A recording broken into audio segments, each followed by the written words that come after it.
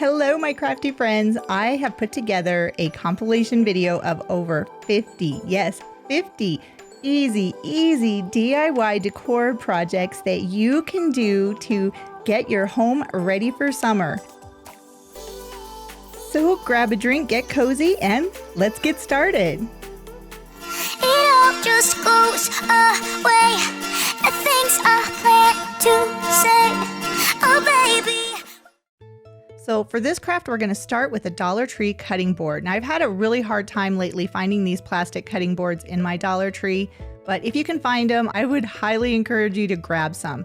So this is just a plastic cutting board, and I'm painting it with white chalk paint. I'm going to paint the entire surface with the white chalk paint, and it did take 2 coats of the chalk paint to really make sure that that red was not showing through.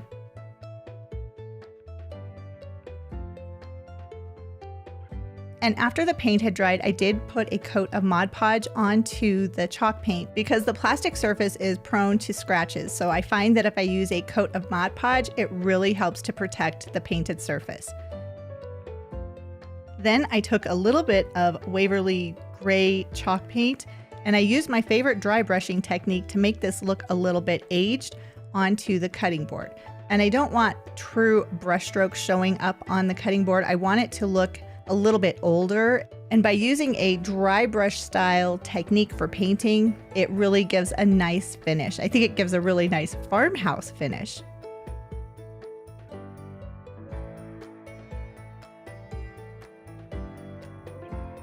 But my cutting board is not going to be a cutting board. Oh no, this is going to have lots of flowers on it. And I had these bunches of lavender floral. So I picked off some of the flower pieces and then I added a little bit of greenery. Now at this point, I'm just kind of playing around and seeing what this is going to look like. Nothing has been glued down yet. Next, I added in some Dollar Tree baby's breath, or gypsophilia, I think it's called.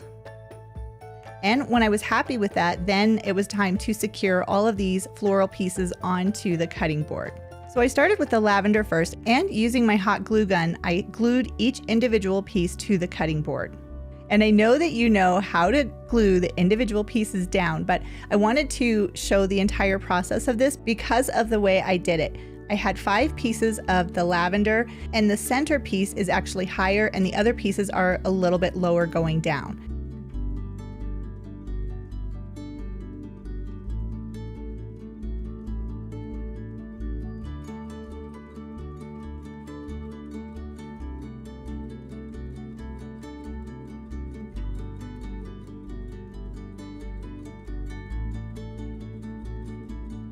Next, I secured the greenery pieces on, and the final part of the floral is attaching the baby's breath. I did separate the baby's breath into individual stems. I like that look a little bit better. It just looked more cohesive with the lavender and the greenery. Now for the next part, I'm going to be making a burlap pocket for the cutting board. So I had this burlap and I secured that to one side of the cutting board using my hot glue gun. Now I wanted this to look like a pocket, so I glued it in first and then bent over the burlap so that it will look like a pocket.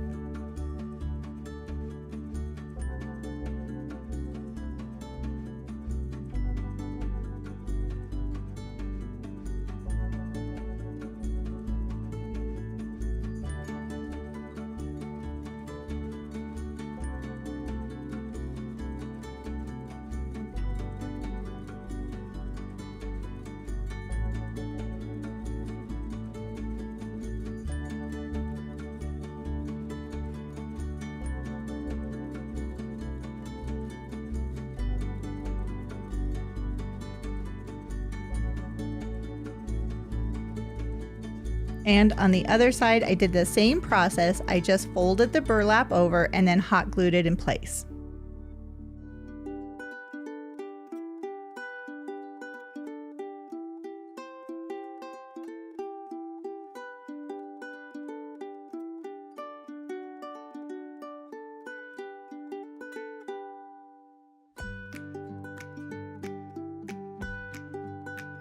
And because the burlap is pretty see-through, I did repeat the process with another row of the burlap ribbon. And the burlap ribbon that I'm using, it does not have the wire edge. I found that that worked best for this project.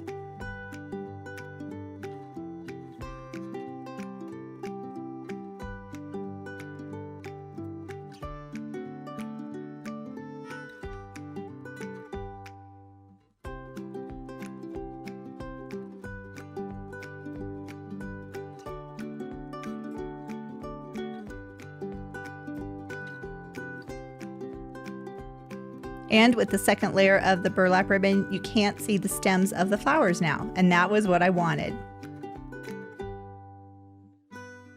Now I did repeat the process as I went down the cutting board, but the burlap was too big, so I did have to cut that ribbon down so it would fit onto the cutting board.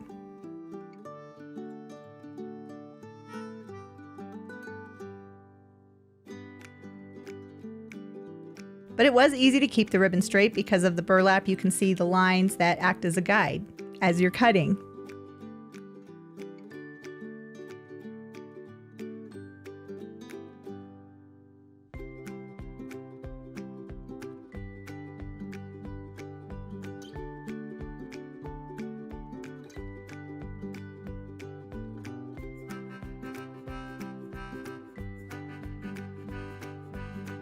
And just like the first layer of the burlap, I did 2 layers for the lower section as well.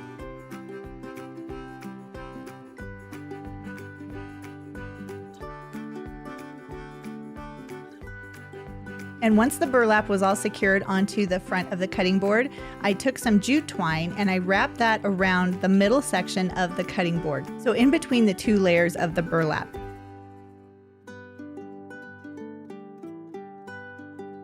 And I secured this in place with hot glue and a craft stick on the back of the cutting board, and then I just wrapped the jute twine around the cutting board. Now I wasn't having this all go in the same direction. I wanted it to be spread out a little bit while I was wrapping it.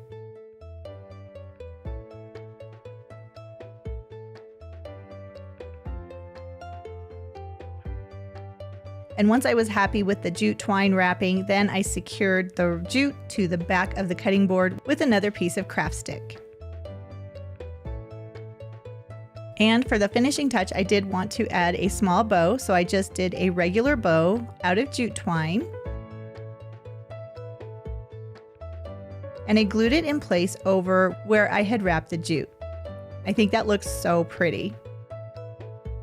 And this is the finished project. I think it looks adorable. I really am so happy with how this turned out. I do want to make more of these, but again, it's really hard to find these cutting boards lately in my Dollar Tree. What about your Dollar Tree? Do they have cutting boards? Now this is a really fun project and it's so easy. Now I got this at Hobby Lobby when it was on clearance. It was $1.79. So it's not Dollar Tree, but it's pretty close to a Dollar Tree price. So this was a pretty sign and I just loved the size of it, but I'm not going to be using it as a sign. So the first thing I had to do was remove the hanger from the back.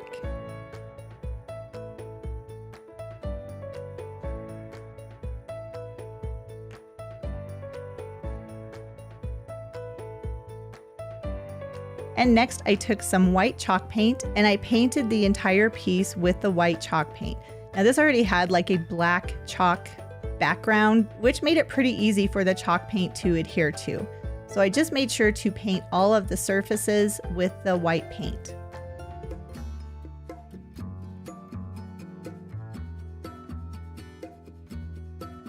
And once the first coat of paint was dry, I did go back and paint it one more time with another layer. And I wanted to make sure it looked super smooth. And one trick I've learned to make this happen is to squirt a little bit of water onto the project that you're painting and then smooth it out with your paintbrush. I've had really good results with this on my projects, and I just thought I would share that with you. And you're probably wondering, what is this going to be? It just looks like a tray. And that's exactly what it is. It's just a riser tray that I made to elevate different decor pieces. It's the perfect size to create a little vignette or just add a little something extra to your decorating. Now for this project, I didn't show you the painting, but I painted this with gray and black chalk paint. And once it was dry, I did give it a coat of Mod Podge. Then when that was dry, I came back with a chip brush and I dry brushed some white chalk paint onto this cutting board. And this is a cutting board that I found at Dollar Tree during the fall. I think it says pumpkins on the back, but I really like this style of a cutting board and I wanted to give it a more farmhouse feel, which is why I painted it. Next, using my Cricut machine, I did cut out some vinyl words to put onto the cutting board. And I've really been enjoying the HBO series of Julia Child, and the Bon Appetit just really makes me happy. So I wanted to add something with Bon Appetit to my kitchen decor with a little bit of a farmhouse flair. So I cut out the letters of Bon Appetit, and then I transferred them onto the cutting board. And if you are just getting into Cricut and vinyl cutting, I do have a lot of videos that give different tips and tricks to help make your beginning Cricut process a little bit easier, which I will leave links to in the description box below. And then I just transferred the Bon Appetit to the cutting board. And to finish it off, I wanted to add some greenery to the top of the cutting board. And I was looking for floral pieces that look like rosemary, but I wasn't having any luck. So I had these stems and I went ahead and attached them to the top or the handle of the cutting board.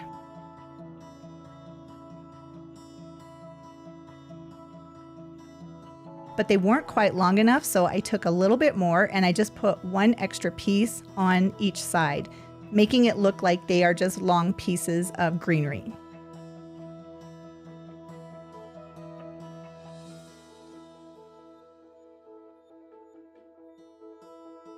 And to finish it off, I made a tiny little bow that I could put at the top of the greenery.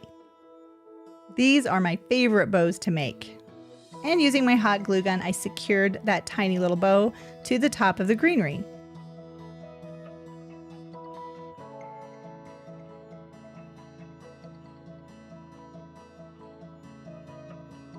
And there is my cutting board.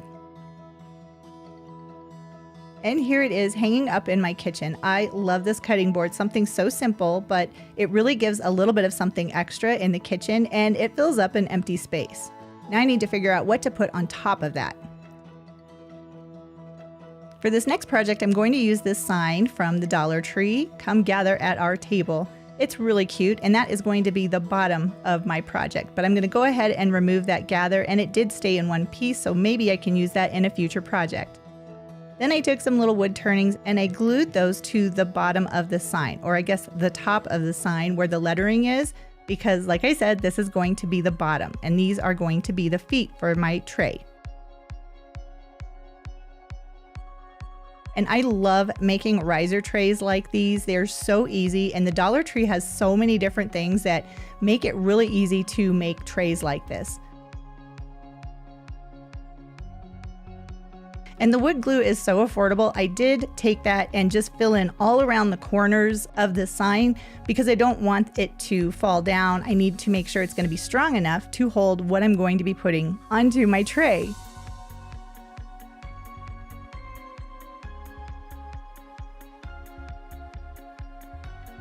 And I wanted to give this tray a more springtime or summertime feel, so I painted it with terracotta paint. And I believe this is Anita's acrylic paint that I got at Hobby Lobby in the color terracotta.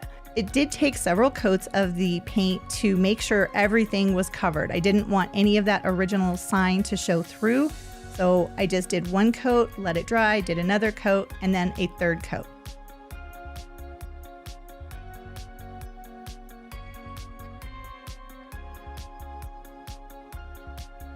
And this is the end result, and I have a little terracotta tray. But again, I do find that this acrylic paint does scratch easily, so I did coat it with a nice heavy coat of Mod Podge. And I find that the Mod Podge works really well for coating any project that where you could potentially have some scratching occur. It seals the project and protects it from little dings.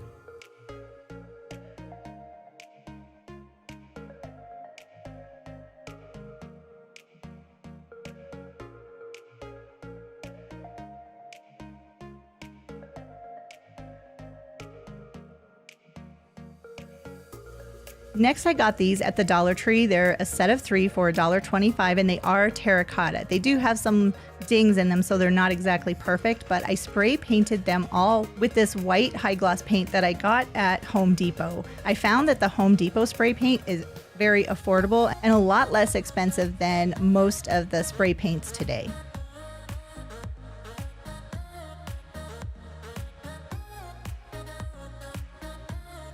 Then I just took some faux greenery and some little white flowers and put them into the terracotta pots. And I've created this adorable terracotta tray, and it holds these little planters perfectly. Now I want to show you how easy it is to make a sign. So did you see that sign that was hanging above the planter? So easy. I got that at Dollar Tree, and then using my Cricut machine and some black vinyl, I found a font that looks like handwriting. So I made a little sign that says, "Where flowers bloom, so does hope." And I thought, how appropriate is that for spring? So once it was cut out, I just had to secure it to the tile. And there was nothing else that I really needed to do to this sign.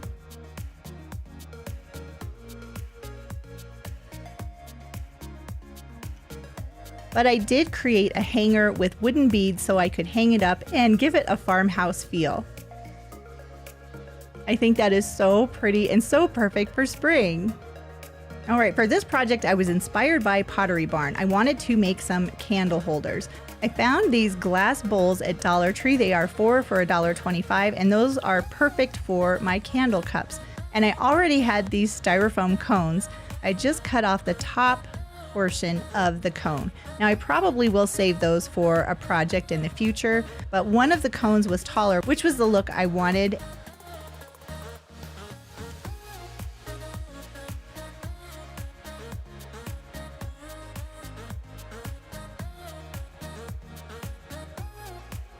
And once I had the tops of the cones cut off, I used liquid nails to secure that top little bowl to the styrofoam. Liquid nails is an incredible adhesive, and it's really affordable.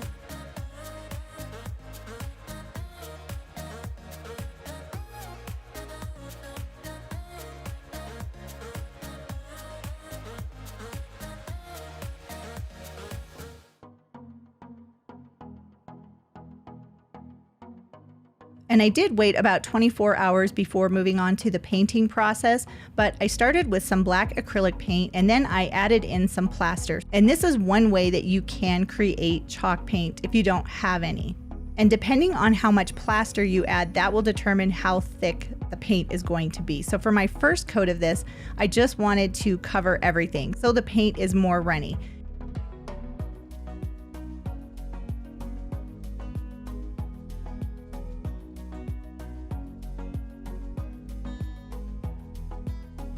And I painted the entire piece. So the bowl, the cone, everything got a coat of this paint.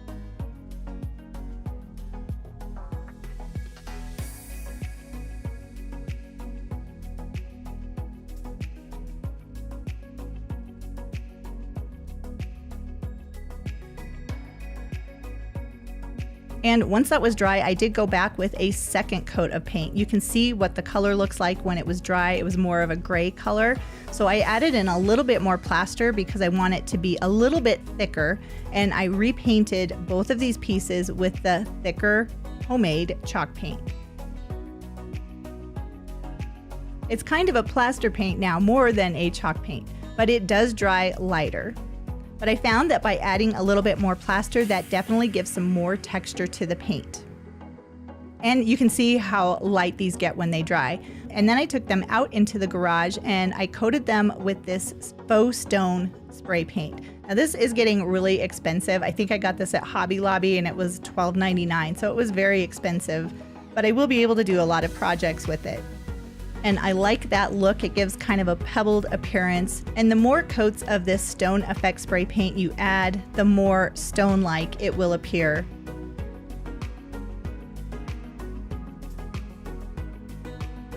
And here are my cute little candle cups, ready to get their candles. I would only use like these faux candles. I wouldn't put real candles in these.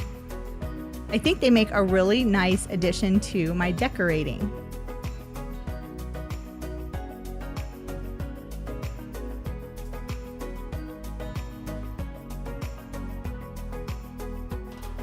I've been inspired by Pottery Barn a lot, so this is also a Pottery Barn inspired project. So I found these butterfly stickers at the Dollar Tree, and I'm just going to take some gold paint and I'm going to brush the edges of the wings of the butterflies with the gold paint.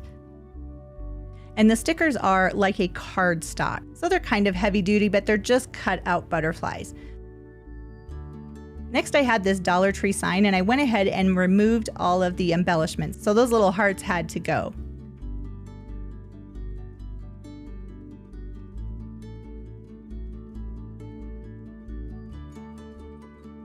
And using some white chalk paint, I painted the entire frame, the picture, everything white.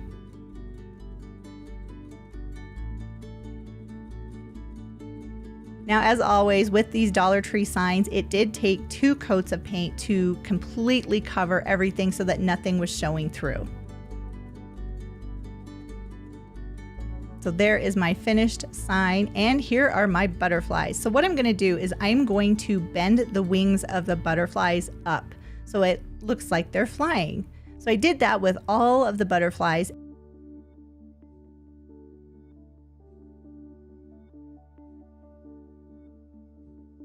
And next I attach them to the back of this frame.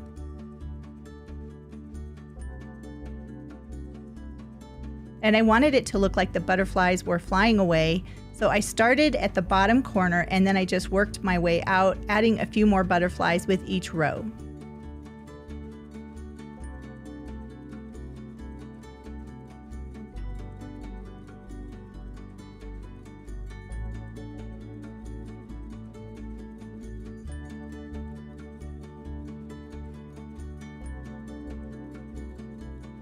And there it is. That was easy, wasn't it? This is so cute. I really like this little sign. I think it makes a really nice addition to my spring decor.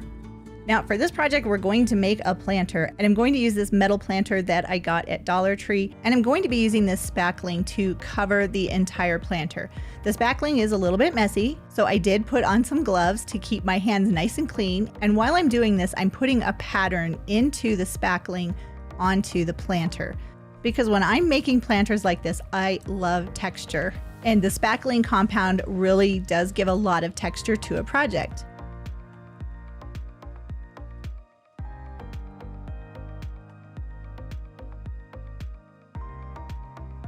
And while you're watching me spackle, why not hit that subscribe button? Then click the bell notification. That way you'll be alerted every time I have a new video coming out. Here is the texture that I was able to create on this project just by using some spackling. Isn't that pretty?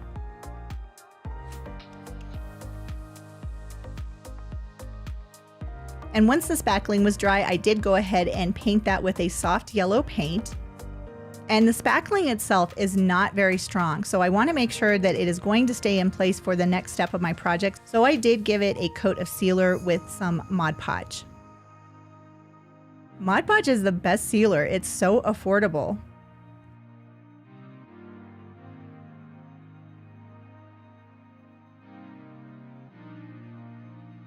And once that was dry, I took some white chalk paint, but I only want the white paint to go on the raised portions of the spackling, so I'm not going to use a lot of paint. And then I'm just using a circular motion, working my way around the planter to highlight all of that texture. It also really lightens up that yellow, so it's not quite so yellow.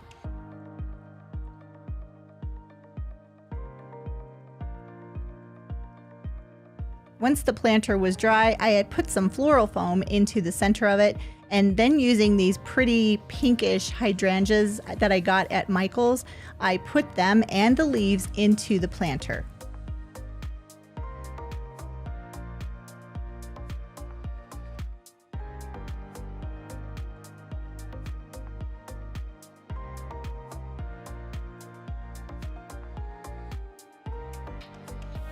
Michael's has the prettiest spring flowers. They are a little bit more expensive, but when you can find them on sale, these flowers are definitely something that I look forward to every spring.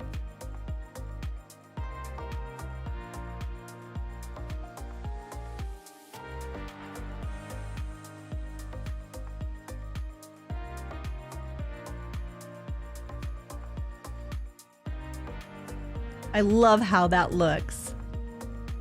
They're so pretty.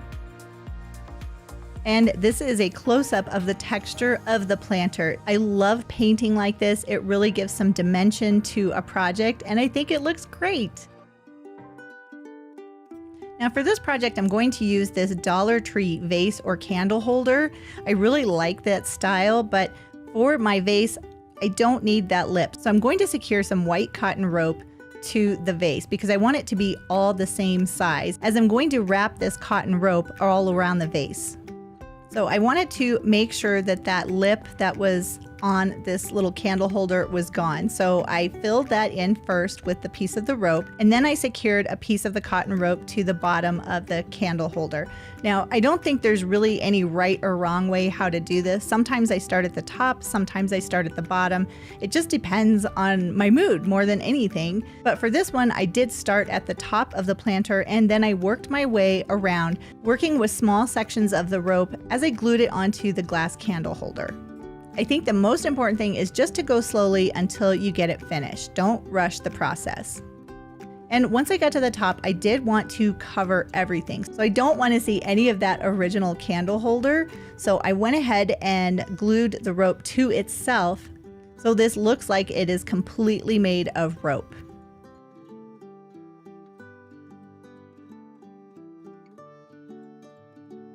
Very cute.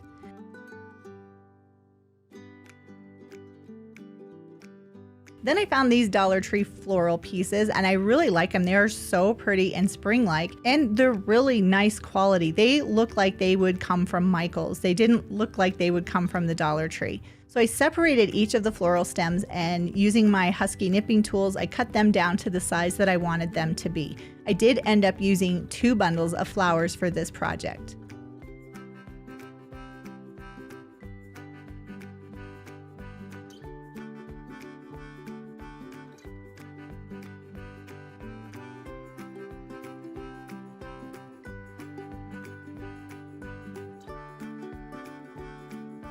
And to give it more of a farmhouse feel, I wrapped the stems with some jute twine.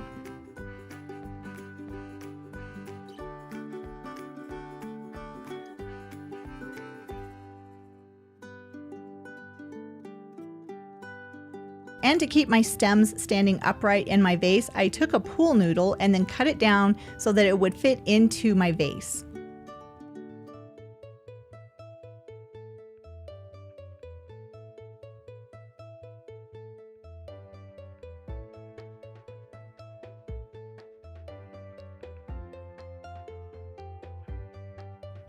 And then all I had to do was put in the pretty little flowers. And they're standing up just fine in the center, but you can still see down into the center. So I took a little bit of Spanish moss and I pushed that down into my planter. That way you won't see that pool noodle.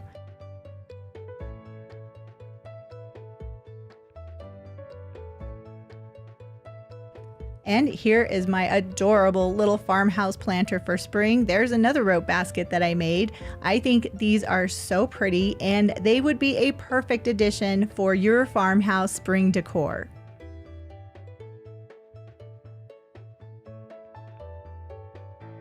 Now for this project, what I'm going to be doing is making terracotta planters using these round boxes from the Dollar Tree. I did go ahead and paint them. You've seen me paint 100 times. You don't need to see me paint them. So I painted the main section white with chalk paint. Then I used terracotta on the bottom, which is the lid. So the lid would have been on the top, but now it's going to be the bottom to make this look like a really fancy planter. I was having a difficult time making the lid fit onto the bottom of the round box. Round box? How can a box be round? But this one's round. And I tried the pool noodle, but that wasn't really working very well. So I did take some thin slices of floral foam and put that into the bottom of the lid. And when I saw that would work, I secured it in place with some hot glue. The floral foam is nice because you can kind of smush it down, and it worked perfect for this project. So now these round Dollar Tree containers actually look like really nice planters.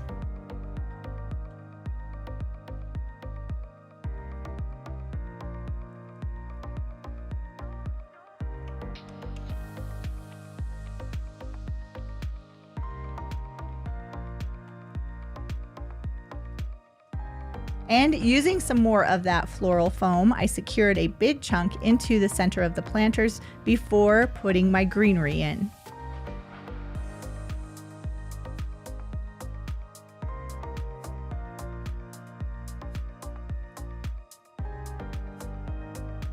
And these are the planters all completed with the flowers. I think they look so nice. They definitely don't look like they came from the Dollar Tree, and they look like fancy planters. Now I've got this really fun project that I did for my daughter when she got married, and I just took some spray paint and a few things that I found at the Dollar Tree in order to make some really fun dessert trays for their wedding. I have some plates, and I also picked up some chargers as well as a couple of margarita glasses. And I had this little setup in my garage so that I could paint all of these different plates.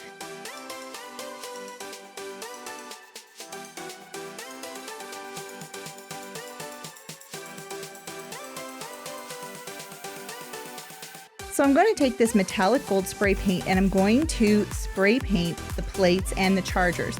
Now the plates I'm going to do both sides, the top and the bottoms.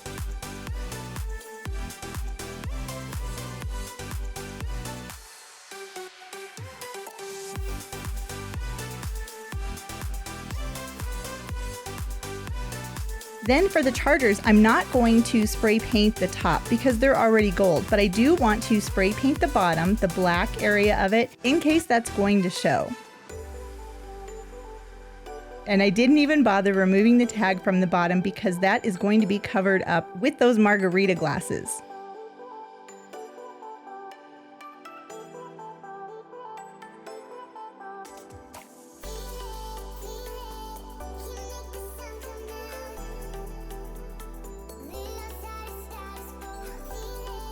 Now, once I had the plates spray painted, then it was time for the glassware. And I did go ahead and wipe them off just to make sure there are no dust particles on the glass.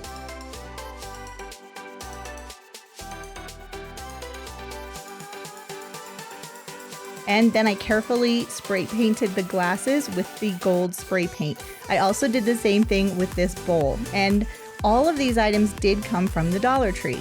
This is a really fast and easy way to make some servingware if you're going to be having a wedding or a reception or even a party in your backyard. You can make some fantastic serving platters and different things to put cookies and treats on just by taking a couple of things from the Dollar Tree and turning them into servingware.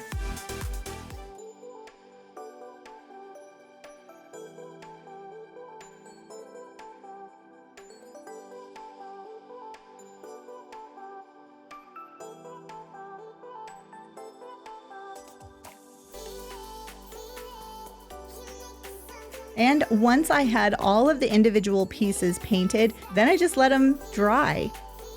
Now, something really fun that you can do as well is you can customize the plasticware at Dollar Tree. So these are 2 plastic trays. Aren't they pretty? Yes, they are pretty plain. So I'm going to paint these with some spray paint to customize them for my daughter's wedding reception. So all I did was take some spray paint and spray paint the bottom of each of these plastic pieces. Now by painting just the bottom, I can still use these for serving food because the paint is on the bottom. It's not going to be on the top where it could come into contact with food. And the best part about that is it will be nice and shiny because the top is plastic.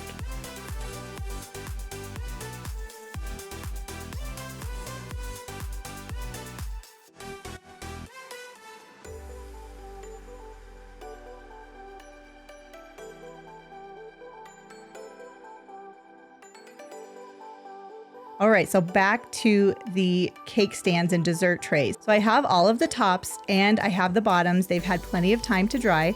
So I'm just gonna take some E6000 and I'm gonna put a big bead of it around the edge of the margarita glass. Now I did tip the margarita glass upside down because that's gonna give it a bigger base for support.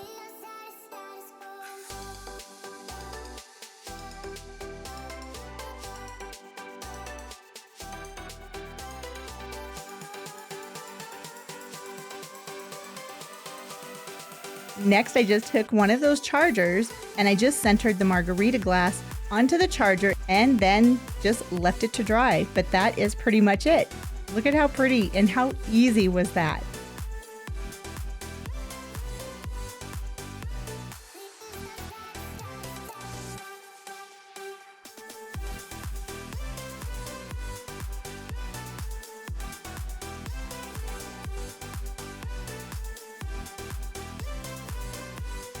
I'm going to do the same thing with this bowl. Again, this is a Dollar Tree bowl that I spray painted, and I'm just going to put some E6000 onto the bottom edge of that bowl. Now that bottom edge is raised, and that's where I want to put the adhesive, because if I put it on the center on the bottom, it's not going to adhere to the plate. Then I just took one of the spray painted plates and I made sure that the bowl was in the center. And just like that, I have a very pretty serving platter for different desserts.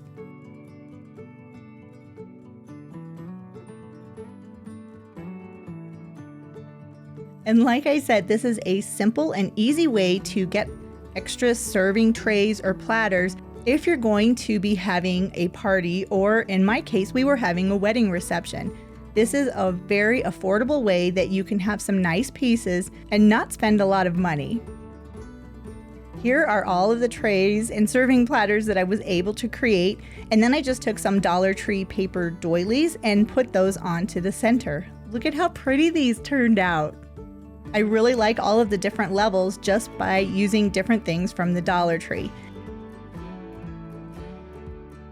And these are all of the serving platters and trays that we made for my daughter's wedding being used at her wedding reception. They turned out so pretty.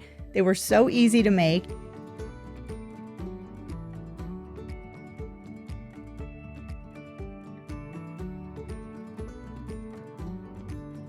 Even the green plasticware looked really great.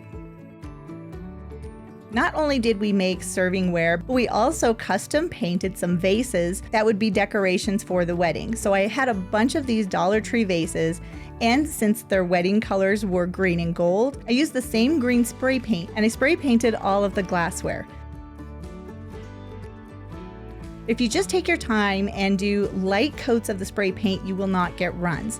And you can use any type of spray paint on this, but can you see how easily you can create some wedding decorations just with a little bit of spray paint and some Dollar Tree vases?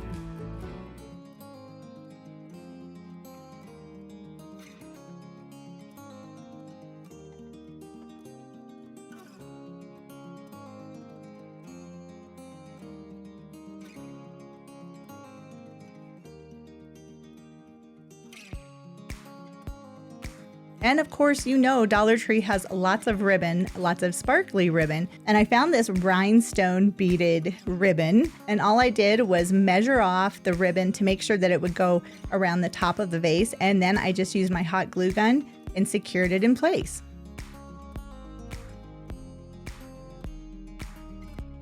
I think it would be really pretty too if you painted one of these Dollar Tree vases white and then use the clear rhinestones. That would be so pretty and really give like a more glamorous vibe to the vase itself.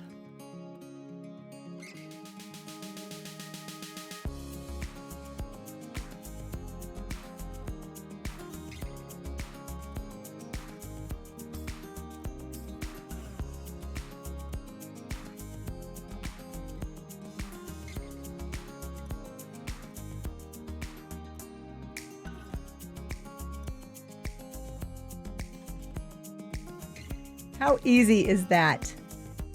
And these are the vases all done. And what we decided to do was use them for centerpieces for the tables and the reception.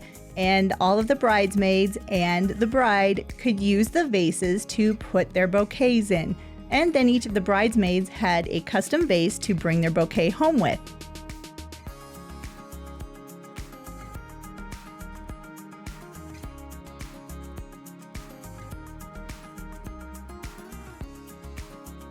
Alright, so I have these vases, this tiny glass one, this big one that looks like a really pretty leaf. Ooh, this one looks like it has roses on it. and then this little guy. So I wanted to make these over so that I can use them all the time in my decorating. And I thought I would try to see if I could make this vase look like it's wrapped in rope. So I just took some twine and using my hot glue gun, I just secured the twine to the little vase.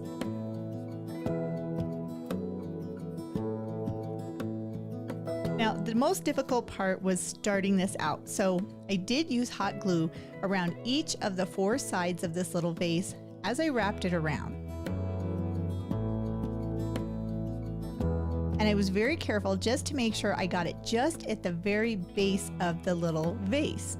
Haha, I made a rhyme.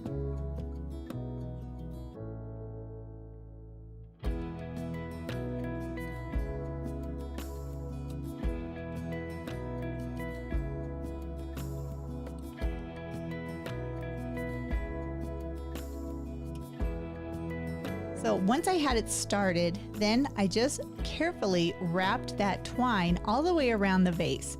And it was a little time consuming, and I did use my hot glue gun as I worked my way up, not all the way around the vase, but every few turns I would apply a little bit more hot glue to keep it being wound up tightly and so that I was sure it would stay in place.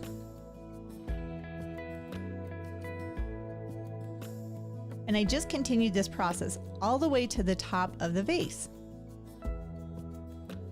Now, when I did get closer to the very tippy top of the vase, I did use a little bit more hot glue more frequently to make sure that the twine was going to stay wrapped around the vase.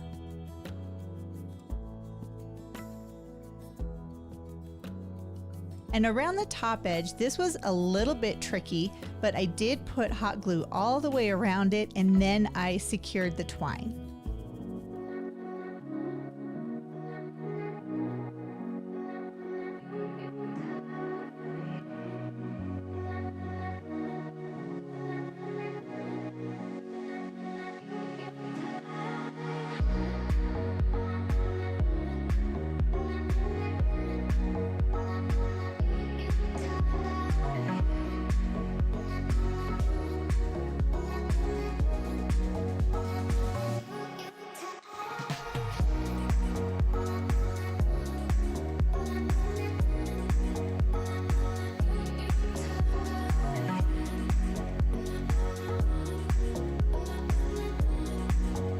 Adorable.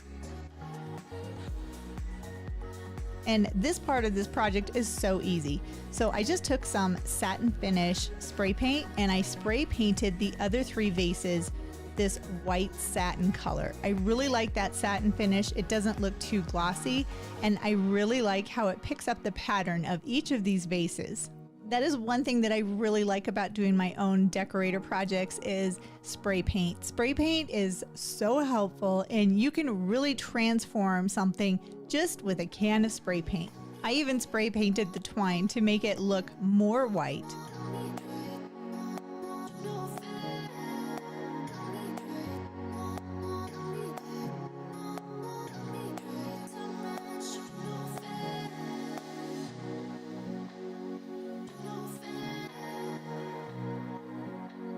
I really like how you can see the detail of each of those vases.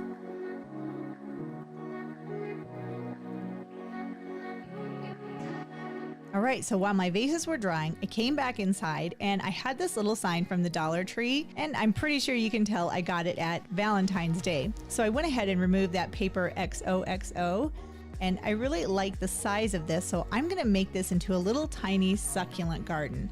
So I just had these little wooden beads, and I just attached a wooden bead to each corner of the bottom of the frame.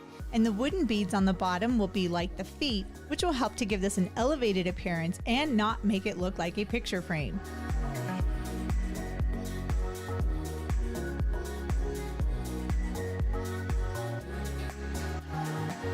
So then I took it outside, and I had this spray paint and I wasn't going to use it for anything else. So I figured, you know what?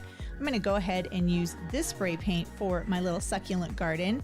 So this is the container of the garden itself. And I thought this color would look pretty against the green of the succulents.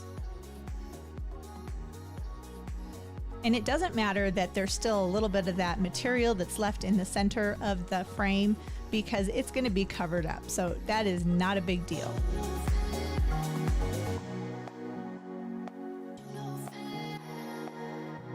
And once that was dry, I brought it back inside. Look at how cute that is. I'm really happy with that. And I have this little box of succulents because they're just succulents that I've been collecting. So I just went through and found some that I thought would look really nice as a part of a succulent garden. And then I just kind of trimmed the bottoms off so that it would make it easier for me to attach them to my garden box. And that's all I need for this project. So then I just went ahead and started playing with the different succulent pieces for my little display. And that is why I really enjoy making projects like this. It's kind of odds and end pieces that I have, and a lot of them I get from other projects. So a project like this was very cost effective. I don't think it really cost me anything, but it gave me something to do on a rainy weekend.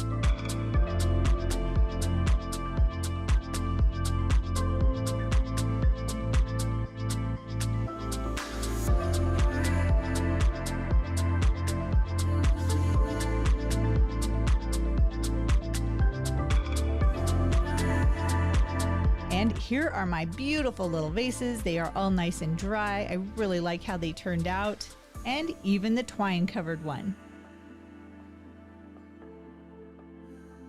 So then I had these greenery pieces, and I believe I got this one at the home store. It's kind of like Home Goods and places like that. But I got these and I hadn't really used them for anything. So I was like, you know what? These would be perfect for my little vases. I just want to have greenery. Isn't that cute? And I had the same thing with these little fern fronds, and I just kind of separated them out and then put them into one of the vases as well. I thought it would look really nice with that vase that almost looks like it has like a leaf pattern on it.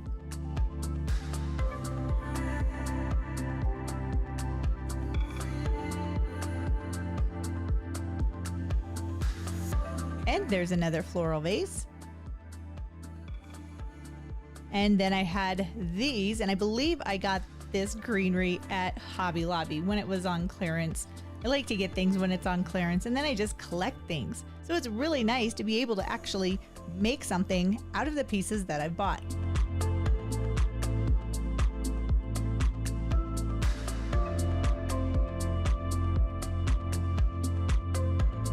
Look at how cute that is. And then here is some baby's breath. And again, I think I got this at Hobby Lobby. So I'm just gonna cut off those pieces of baby's breath.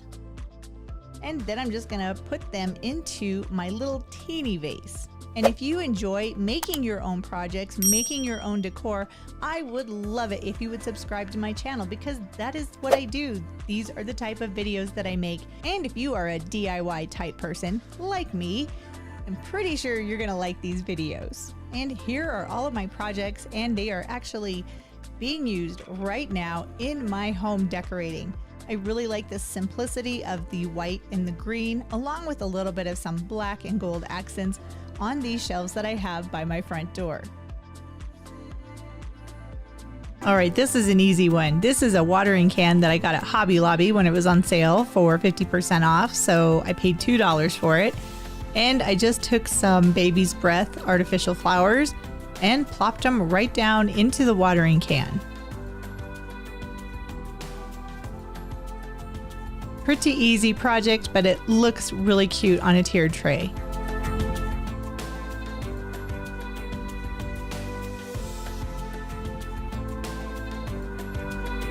And for the next project, we are going to be making flower balls. That sounds kind of funny, doesn't it? So I got this package of styrofoam balls on Amazon, and then I'm just taking some silk flowers that I had, and I'm going to be gluing them to the different size of the styrofoam balls. It's an easy project, but it's really cute.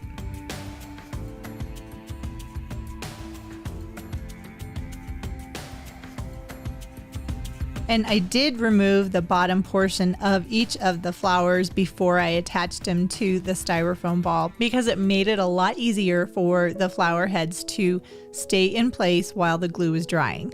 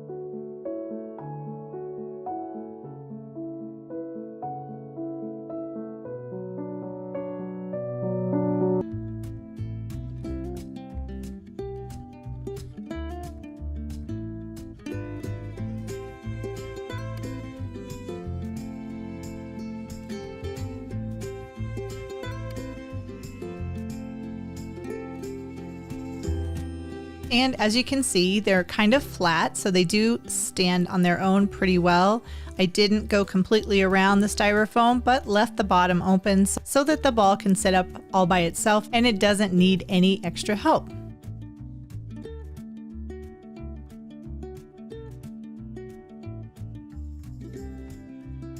We are going to be making some farmhouse garland in yellow and white because I thought that would look really pretty on this tiered tray. And I found the easiest way to paint a bunch of different wooden beads at one time is to use skewers that you can find at the Dollar Tree. And then you just keep some space between each of the little beads and it's easier to paint.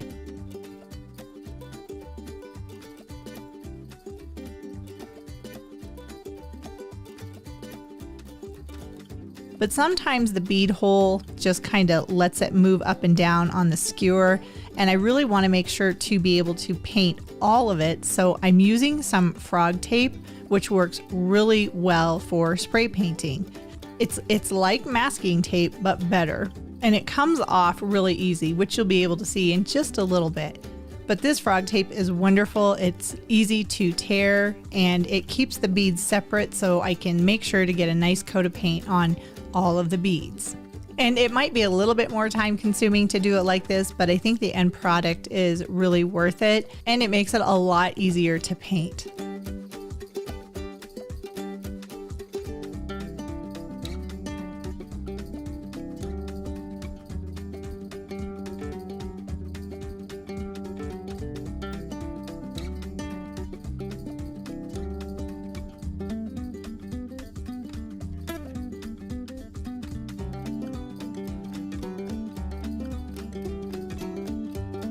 So here are all of my beads ready to be painted on their skewers. And I'm going to use this styrofoam to put the skewers into while I'm painting. Look at how easy that is. Whole bunch of beads. I think there's 12 on this skewer. And I can simply turn the skewer and then paint the other side. And first I did the white and then the yellow. And now I just wait for them to dry. And once they were dry, I brought them back up into my craft room and tackled the project of removing the beads. Now these are super easy. They were smaller beads, so they come off nice and easy, and I didn't have to use any tape. And to string these together, I'm actually going to use these larger needles, and I love these. It makes it so much easier to string beads together, but I always make sure to put them back in their container. Look at how easy this is. So this is just regular yarn that I got at Michael's. And now I can easily string these beads onto the yarn. I do tie a couple of knots in the bottom because I don't want my beads to come off the end. And tying the knots is actually harder than stringing the beads. And for my beads, I'm going to do one large yellow one and then one small white one, and just continue that pattern all the way until I run out of beads.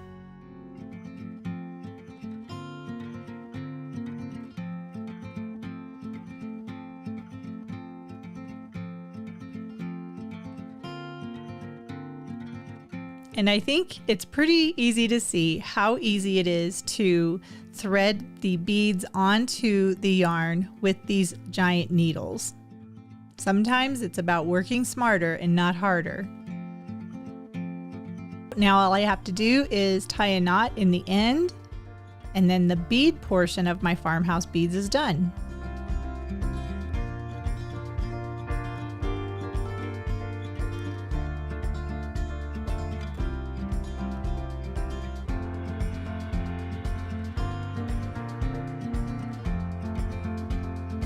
And I do have this tassel maker. It makes it a lot easier to make tassels, and you can make them in different sizes. And actually it's really affordable. I have made tassels from scratch in the past, but this makes it a lot easier. So I went ahead and invested the $12 that it cost, and it was really worth the investment. First, you just wrap however much yarn you want around the center.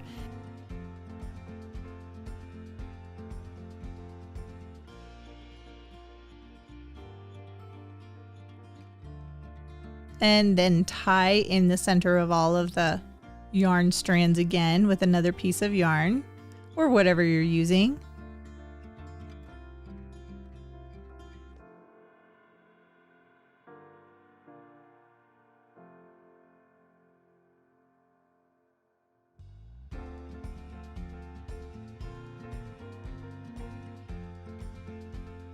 And then you just cut each end.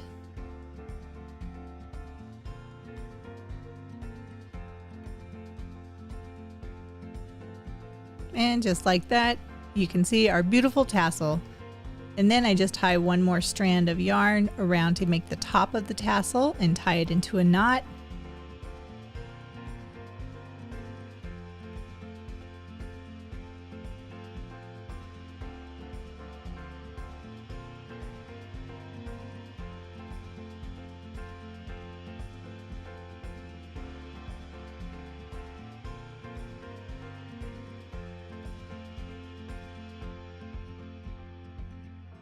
And then just trim off the long pieces so that they all are about the same length. And we just made a tassel. And here is a beautiful strand of farmhouse beads that I custom made using the colors that I wanted. This is a really fun and easy project that you can do. And I think it will really elevate your tiered tray.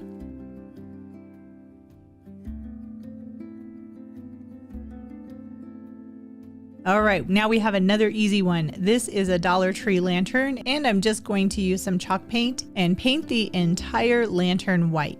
And actually the paintbrush that I'm using, this thing works really great for adding some texture. And I got this at the Dollar Tree, and it was a set of 3 for $1.25.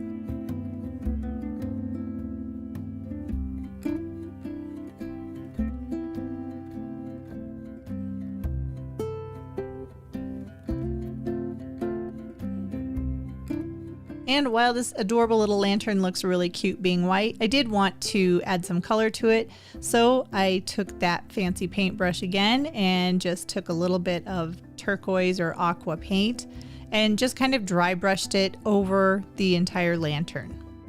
Now these type of lanterns are so cute, and they do have a LED candle in the bottom of them, so you can turn them on if you want. But I found that these are a really nice little accent piece to go onto my tiered tray no matter what time of year it is. And at $1.25, it's pretty affordable to buy multiples of them, and you can paint them different colors for whichever season that you're decorating your tiered tray. And it's a really easy project.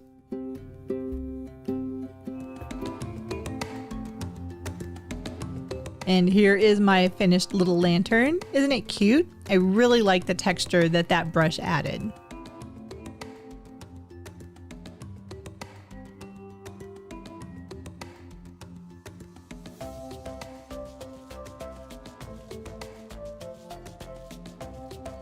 All right, we are on to the next project, which is a little vase, and I got this at the Dollar Tree, of course, and I cut off that little hang tag and then removed the sticker from the bottom.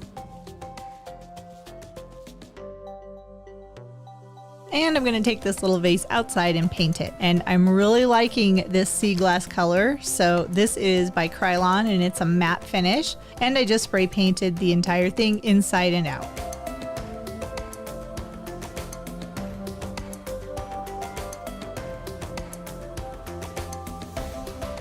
And here is my adorable little vase.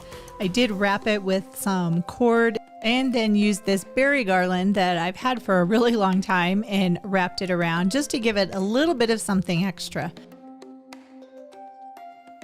All right, on to the next project. So now we're gonna make a rolling pin. And I've seen these and they are adorable, but I didn't really want to spend $8 on a rolling pin. So I had some scrap wood and decided, you know what, we're going to see if we can make a rolling pin.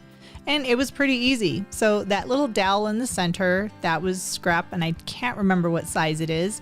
And the other ones were actually little hooks that I had hanging on the wall that I never used. So I decided to cut the ends off and make them into a rolling pin. And I did use a little bit of sandpaper to make sure the edges are nice and smooth of all of the pieces.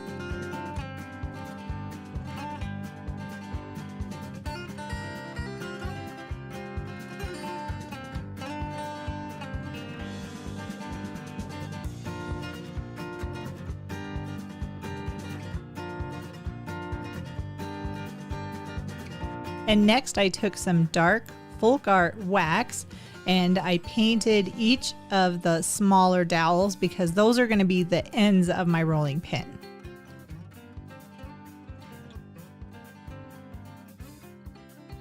Then I just wiped off the excess wax and it looks like it's been stained. I repeated the process for the other end.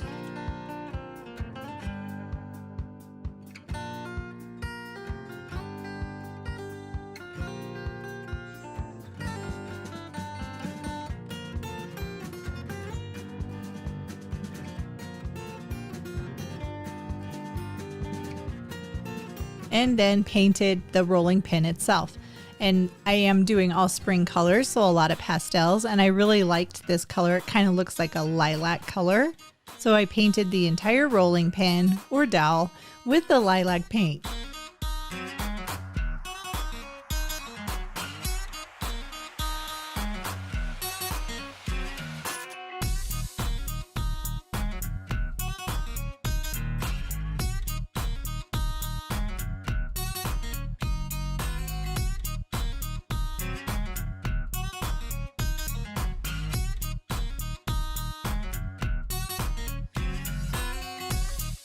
Now can you see the rolling pin? So once it was dry, I attached the little dowels to the ends of the bigger dowel.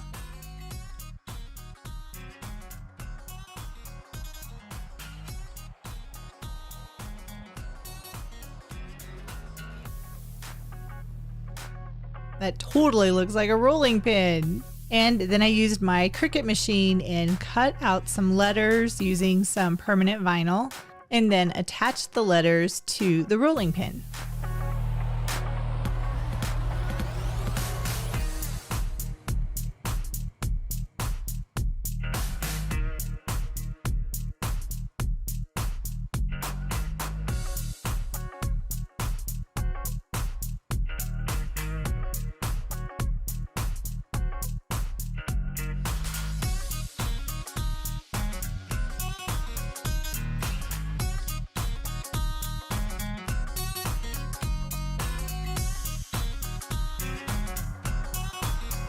That's a nice spring word, isn't it? And I did add a little bit of extra embellishment to one end. I had this gingham ribbon and it's pink and I thought that looked really nice with the purple. So I just attached it to one end of the rolling pin.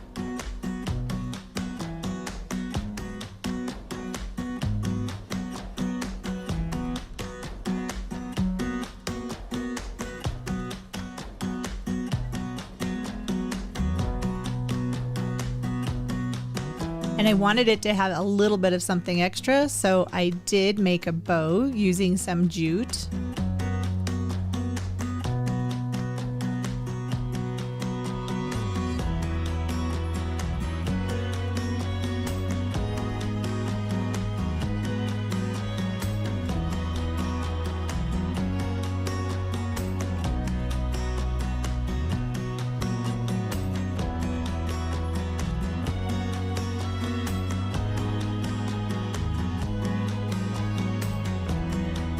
And I wrapped a little bit of jute around covering up some of the ribbon because I thought that would look nice. And to me it made sense since I have a jute bow.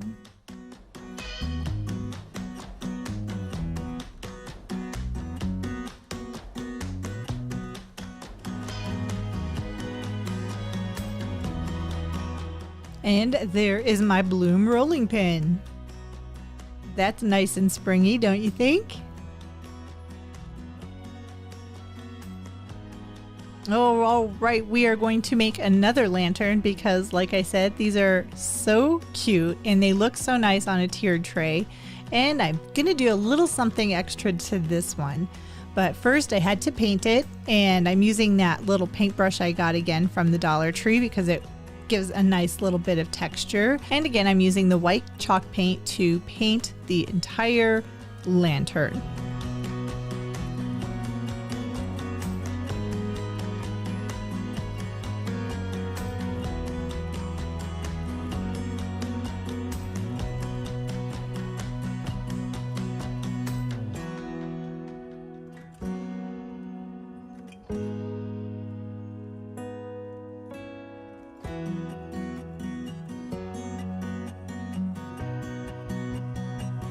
Now this was a little bit time consuming, and I found out later that that bottom piece does come off, but hindsight being 2020, I should have tried to take the bottom off first.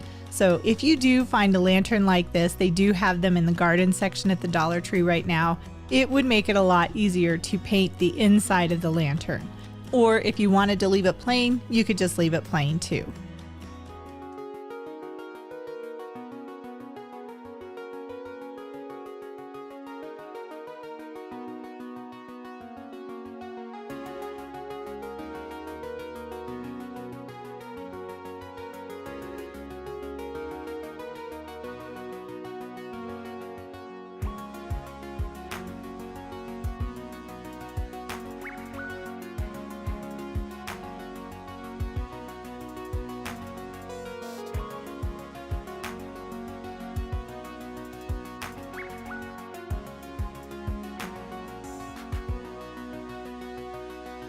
And I did like the key ring part of that, so I went ahead and painted that too. And this is the extra piece. I'm taking that little blue flower ball we made and putting it inside the lantern.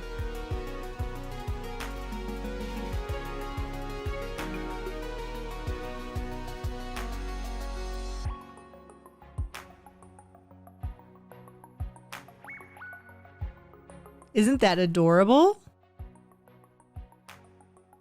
Here is my little farmhouse style lantern with the flowers, and it kind of looks like it was like that in the first place.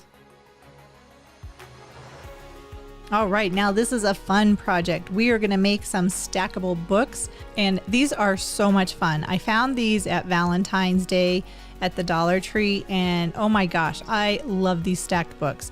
So much so that you can see I'm painting a set of kind of gray and white, but here are the ones that we're going to be using for this project, nice spring colors. And I'm just cleaning up the edges and making sure that each color is complete on each of the different books. And it is okay to get the paint in those little crevices because we're going to make them look like books again in just a minute.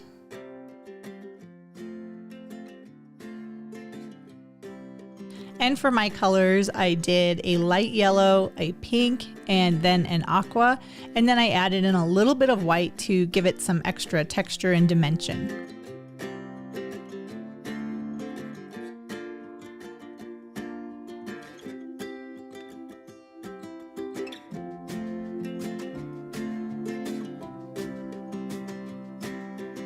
So here's the secret to making it look like books again. I used a black permanent marker. This just happened to be a Cricut marker because that was all that I had.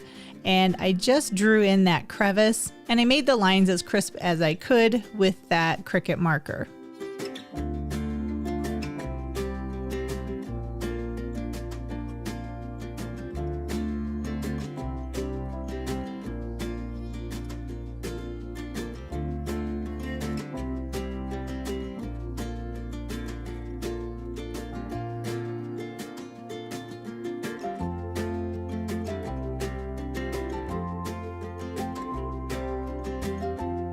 And next I used my Cricut machine again, and I had wanted this to say something different, and the lettering, I made it too big. So Spring Has Sprung was going to be the theme of my decor of my tiered tray. You'll find out why I say that in a few minutes. But next I took those letters and then put it on some transfer paper so that I can transfer each of the words over to each of the books. And I found this transfer paper, tape, whatever you want to call it, at Amazon. And this stuff is so good. I will make sure to leave a link in the description box below because I'm telling you, this is the best transfer tape I have ever used.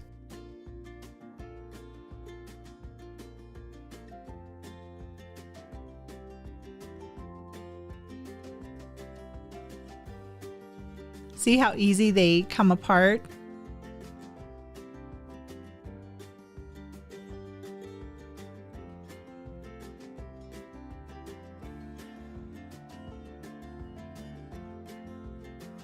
And I just put each of the words on each of the books.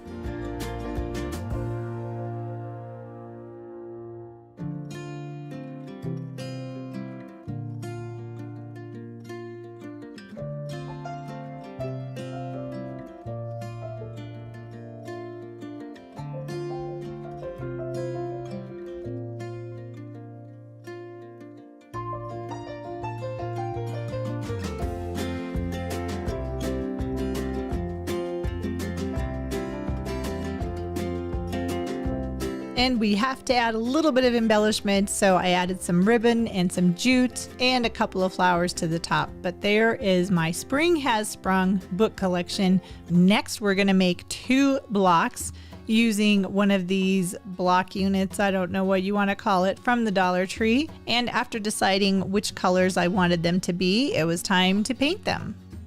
And I made sure to paint every single side of each of the blocks. So top, bottom, left, right, every single side gets coated with some paint.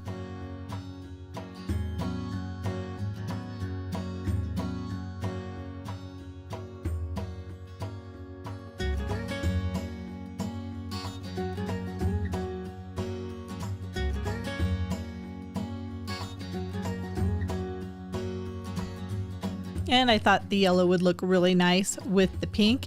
And the yellow is a little bit easier to paint because this is the bigger part, or this is like where that littler block fits into. I don't think it'll fit in now though with the paint on it, but that's okay. We're not using it as a drawer.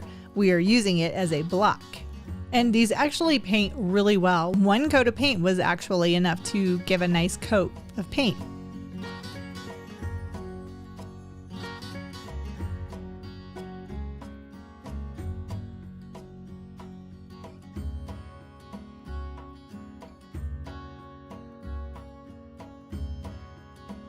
And once they were dry, I sanded down all of the edges. Gives it a little bit of a distressed look, but it also cleans everything up really nicely.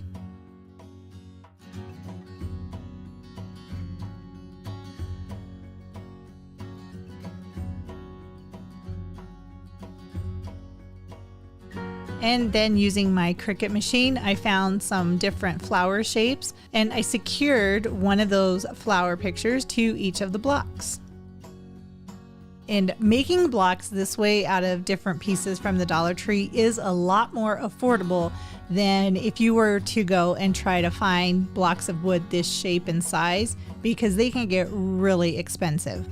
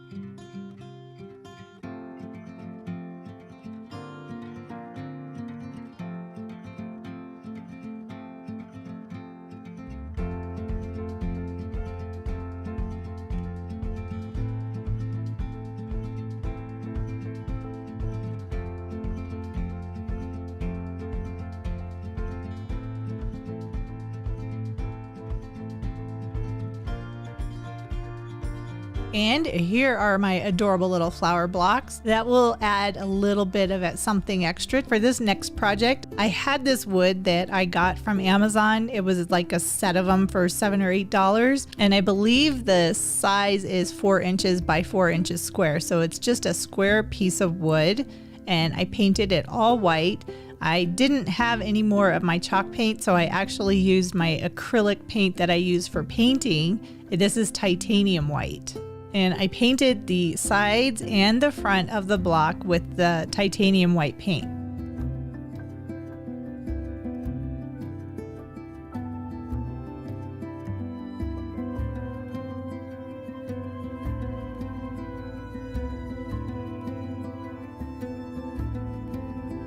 And next I used my Cricut machine again to cut out some letters. And I found this one piece of transfer tape, and I went ahead and used that for my letters after I set the words up how I want them to be on the block. And this transfer tape did not work very well at all, so I went back to my old reliable and put the letters onto that before securing them onto the white block of wood. Here is Spring Has Sprung again. This is what I had originally planned to use that saying for.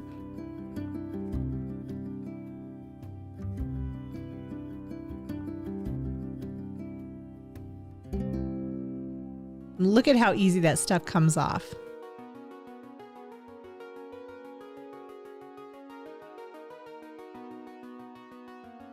And then I just distressed the corners a little bit and sanded them down. And then using some hot glue, I secured jute to the back and then wrapped that around the open part of the block of wood.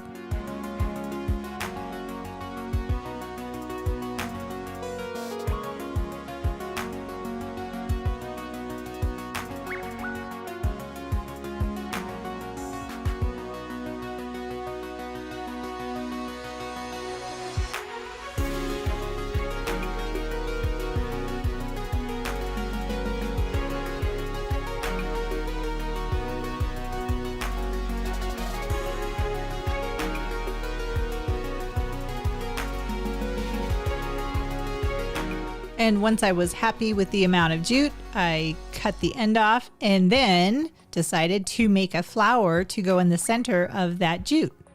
And I've had this craft foam forever and didn't really ever know what I was going to use it for. And I was like, that would make a perfect flower since it's already in the shape of a flower.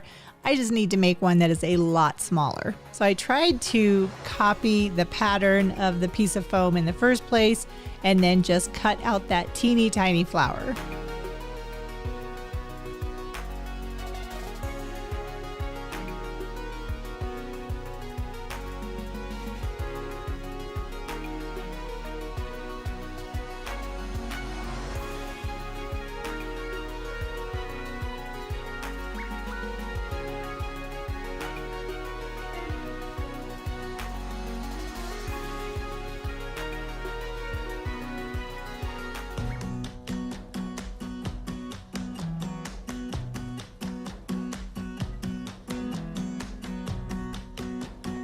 And then I used some yellow to go in the center. And again, I just cut it down to size so that it would be the center of the flower. And securing to the jute with hot glue. Now I have this adorable little sign, Spring Has Sprung.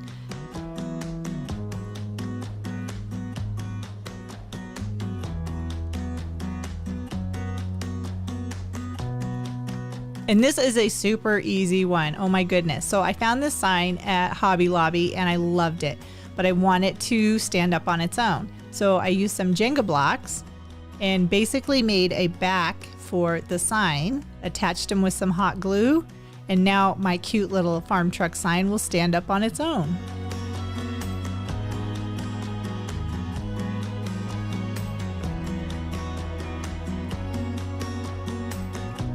For this technique, we're going to be using baking soda and some acrylic paint. Now I have this acrylic paint and I actually have 2 jars of it, but one, it's almost empty. So I'm gonna go ahead and mix in some water into the paint just to make sure I get all of the paint that's in this container so I can add it to the other container. And having it watered down for this process, it won't matter. Now I am going to add a little bit of another blue and kind of thicken things up a bit, and then pour that paint into a larger container. Then I'm going to add some baking soda. Now, depending on how thick you want your baking soda mixture to be, you can add more, you can add less, but I find that I add a little bit at a time, and then if I need to add some more, I can. Now, this is going to give a really nice textured look to whatever I paint with this paint. So I'm going to use a Dollar Tree glass vase and a chip brush, and I'm just going to paint the vase. That's pretty easy, right? Now I am using a thin coat of paint for the first layer. If you go too thick, it could cause runs, and I don't want any runs on my pretty vase.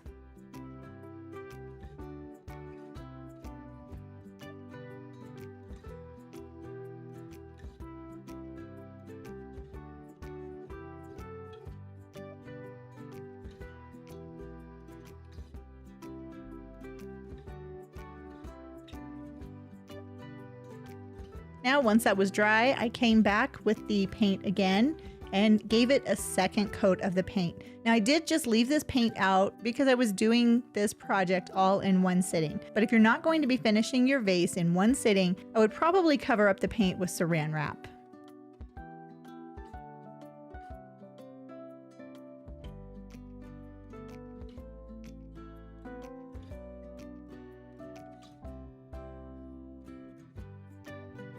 But that's looking pretty good. I'm really liking the textured surface, and here is the finished vase.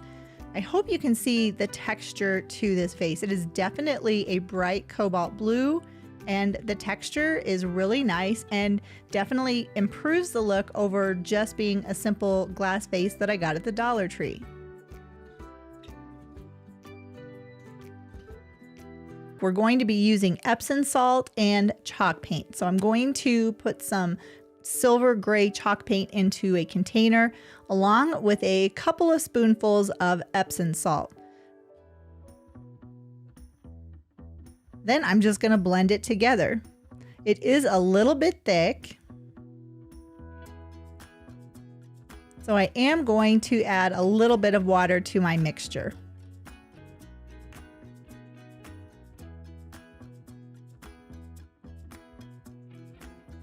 I've never used Epsom salt for painting or adding texture to any of my projects, so this one was completely new to me.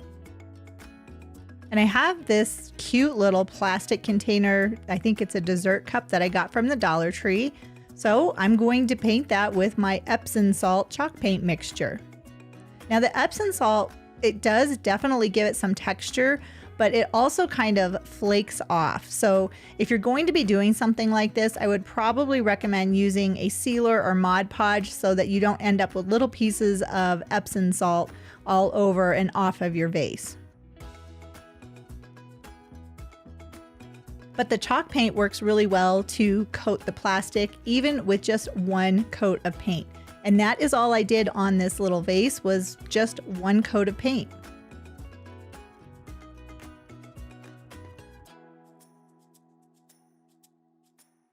And then I did come back with a little bit of some kind of a cream colored chalk paint. And I just dry brushed a little bit because I couldn't really see the Epsom salt pieces and I want to be able to see the texture. So I just used this cream colored chalk paint and lightly brushed it all over the dessert cup, or what is now a little vase.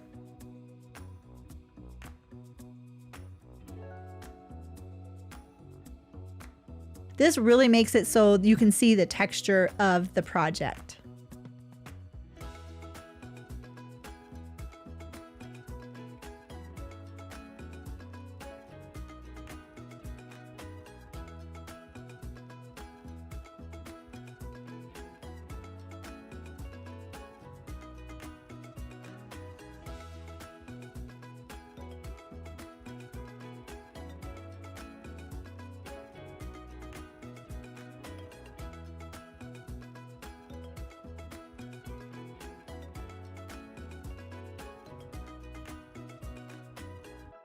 And then I did use that cream colored chalk paint to paint the inside of the dessert cup as well, just in case you could see it. I didn't want it to look just like clear plastic.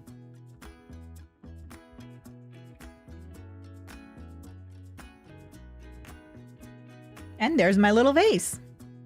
And here is the finished project. I do like that. I think it turned out really cute. I do wish it had a little bit more texture from the Epsom salt, but lesson learned, I think it looks cute. I am totally on this Pottery Barn kick, so I'm going to use this bowl that I got at the Goodwill. And first I'm going to start by painting the entire bowl with chalk paint. Then I'm going to take some spackle, that pink spackle again, and I'm just going to rub that all over the bowl itself. That will definitely give it some texture just like that.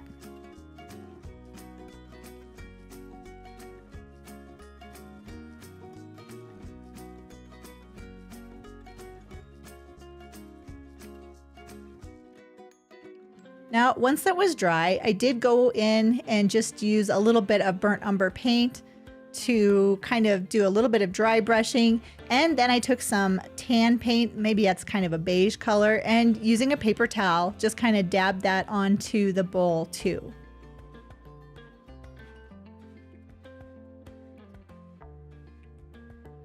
All of these different painting techniques and colors are going to give depth to this project. So this is what it looks like when it's all dry.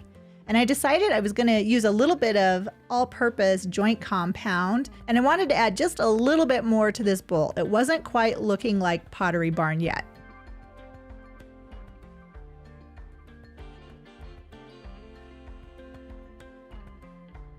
And the more of that joint compound that I added, the more that it was taking on the look that I was hoping it would.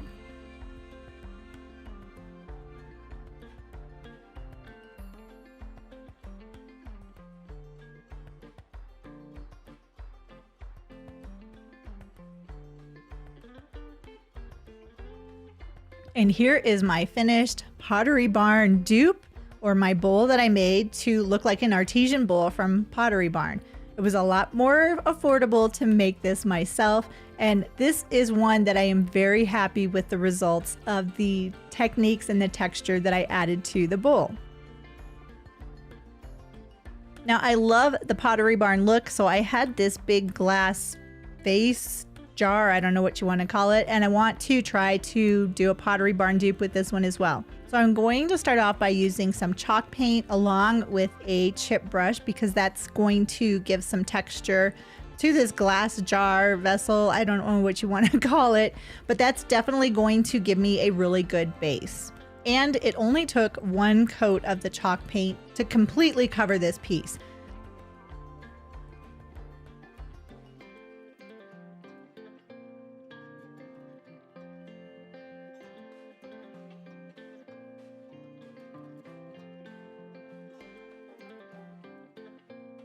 Now I'm going to be using something called salt wash. Now I just learned about this, and this is going to give a little bit of texture to the project as well. Now it seems like this product is meant for furniture, but I want to add texture to my vase, so I thought I would give it a try and we'd see how it goes. It does definitely give some texture, and you can see the lines that are taking shape from the paintbrush itself.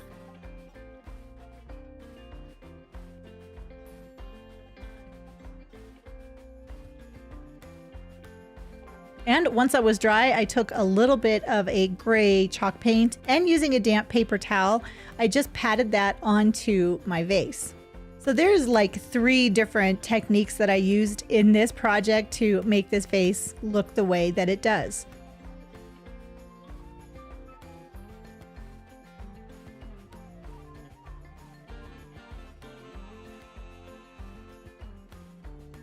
And I am really happy with that. That is my end result. I think it looks great. And here it is being used on display. Now I'm going to be using some sandstone chalk paint from Waverly for this project. I'm going to continue with that salt wash, but I have this little frog that I got from the Dollar Tree, And I didn't really want him to stay green, and I wanted to see what would happen if I used that salt wash on a project like this. So I did give the frog one coat of paint, and using some tan paint, I added that salt wash to the acrylic paint.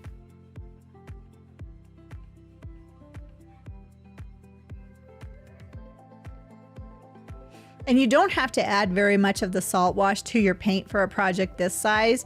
So I basically added a tablespoon or a little less to the acrylic paint.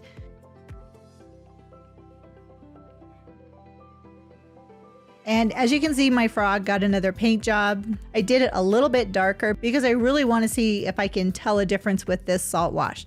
And it worked best for me to kind of do like a pouncing motion with the paintbrush on the ceramic frog.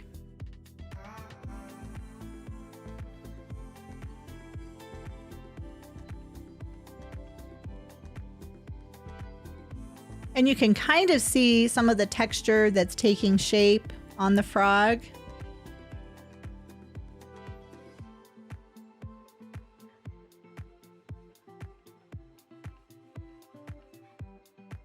It does definitely have a little bit of texture.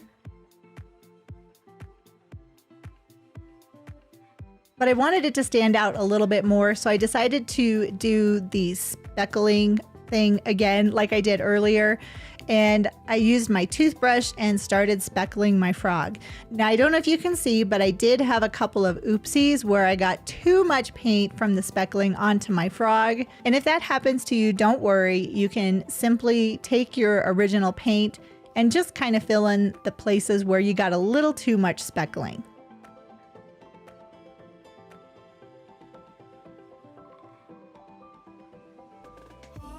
And here's the frog. It is difficult to see the texture on this piece, but I think it looks cute and it'll be a cute little addition to my decor. All right, I wanted to give the Epsom salt a go again, so I will use the gray chalk paint that I used earlier and a little bit of the Epsom salt.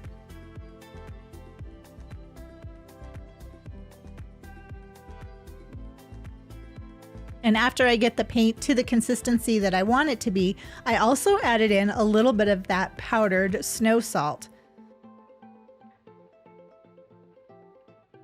And then I painted it onto a bowl that I got from Goodwill. And you can kind of see the Epsom salt on the bowl already.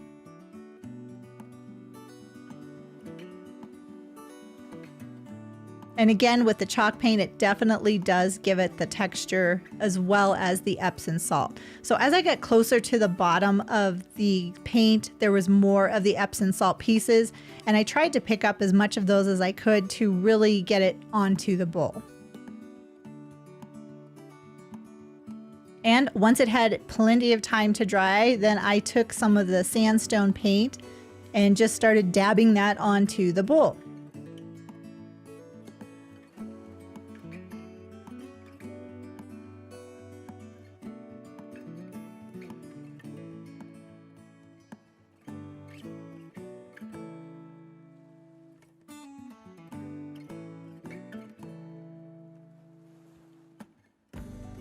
And here is the end result. I really like the technique, how this turned out, more so than the frog. I think it looks really nice on this bowl.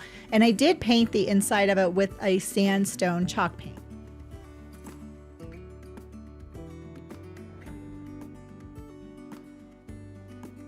All right, now for this project, I'm going to be using a Dollar Tree planter. That's what this is, and the joint compound. The joint compound is actually really fun to work with, and it's really affordable. You can find it at Walmart and even Home Depot. But what I'm doing is coating the entire Dollar Tree plastic vase with the joint compound. And once that was completely dry, then I just took some paints and added some different color paints to the planter. I'm starting off with a gray chalk paint first.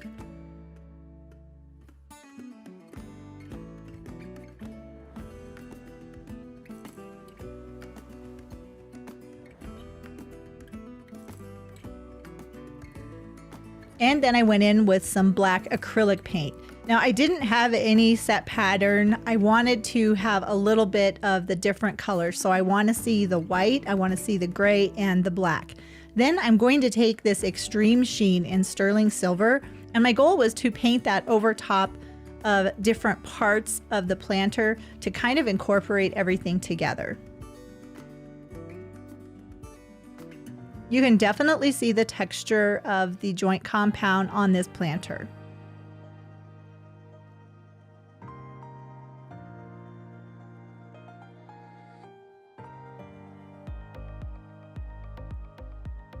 And I do like the different colors too.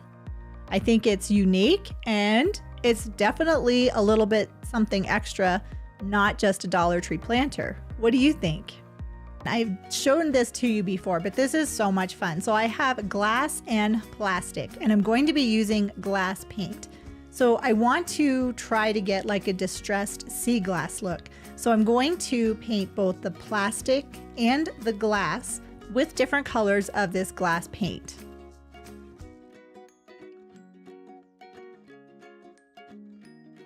Then I wanted to use that powdered snow salt to really add more texture to this. So I added the original colors and the salt as well as some water, and then I just brushed that on to each of my vases. It definitely gives a lot of texture.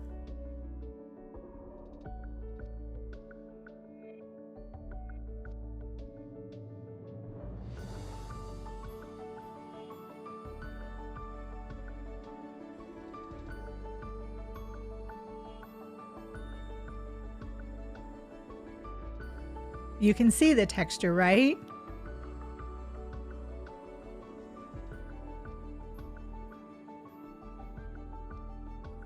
Now, once they were all completely dry, then I just took some white chalk paint and basically dry brushed each of the pieces.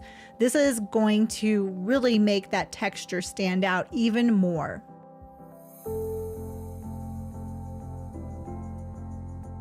You can be heavy-handed or light-handed with the different dry brushing that you're doing, and you'll get different results.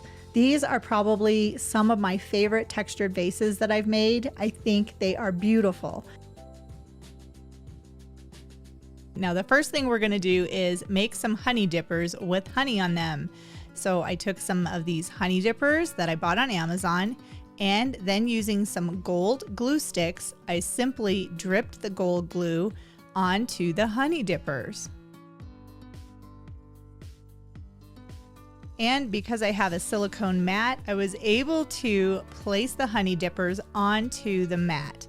Probably would have been better if it was clean, but you know, this is how I roll. So I put some of the glue onto the mat to make like a honey pile, and then I just again dripped some of the gold glue stick onto the honey dipper.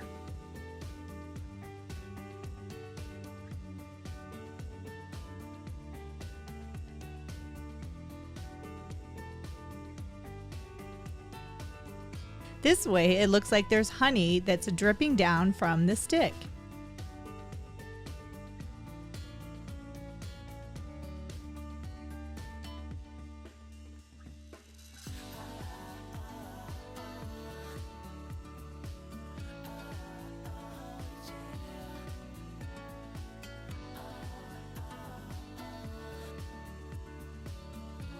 And once they were dry, I removed them from the silicone mat. They totally look like they have honey coming off of them. Isn't that cute?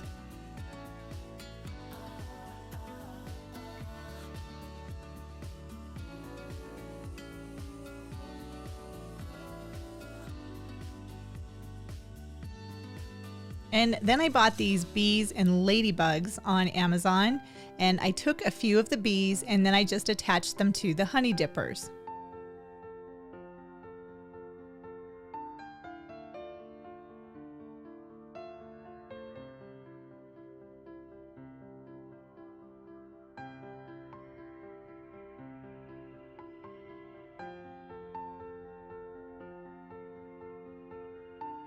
So cute and so easy.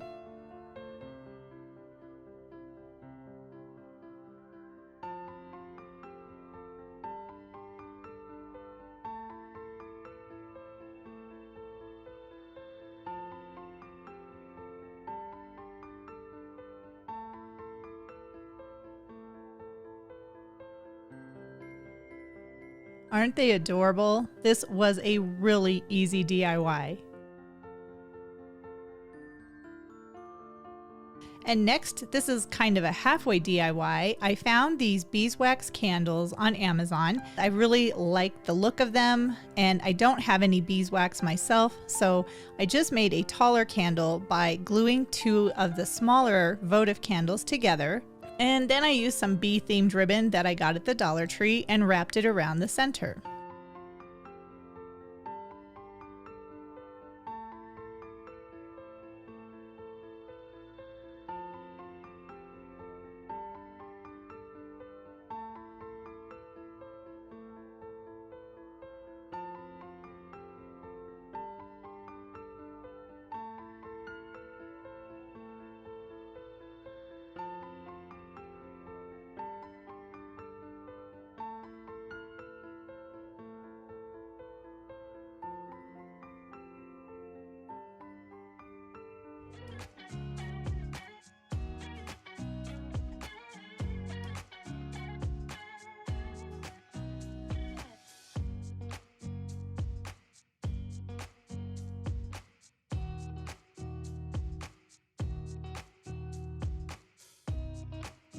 Again, super easy.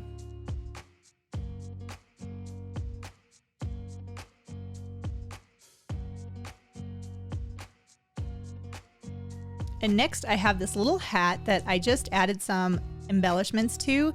And then I had this Be Happy sign that I got at Hobby Lobby because all of their summer items are 66% off. So this was like, I think it was like $1.25. So I just took a hat with a little bee and a flower on it and attached it to the corner. And look at that. And I found this sign at Michael's, and I don't want to use it as a sign, so I cut the hanger off the back.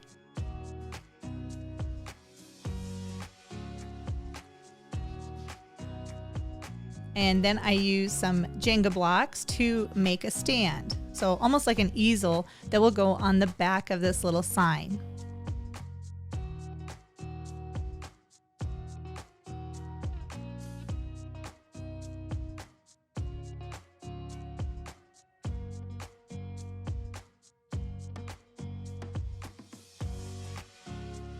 And then I just secured them to the back.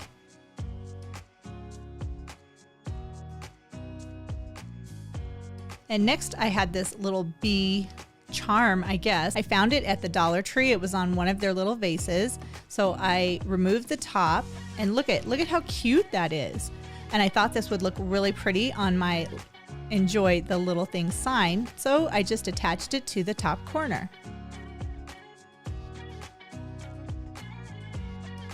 Now I have these rolling pins that I got on clearance, and I decided to paint one yellow, and I left the ends of it the natural color because it was stained wood and it looked really pretty.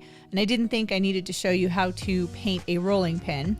But what I'm doing now is I created this stencil using my Cricut machine, and I'm just taking off the letters, and this says, as you can see, Bumble.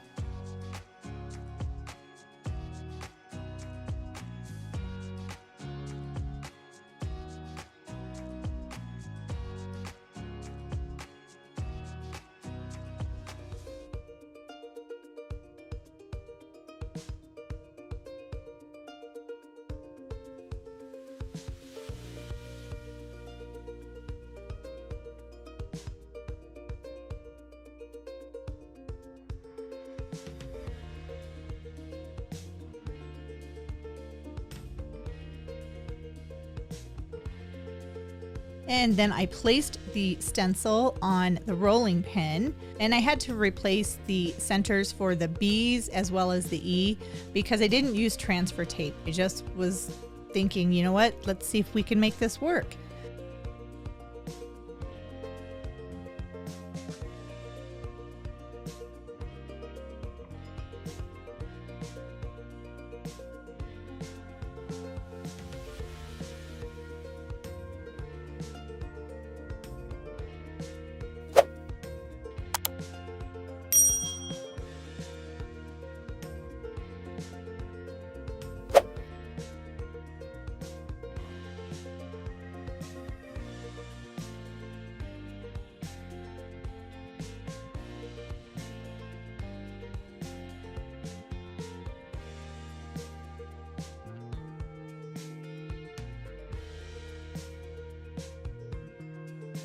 So after I completely put the stencil all back together, then using some black paint, I just stenciled the letters Bumble.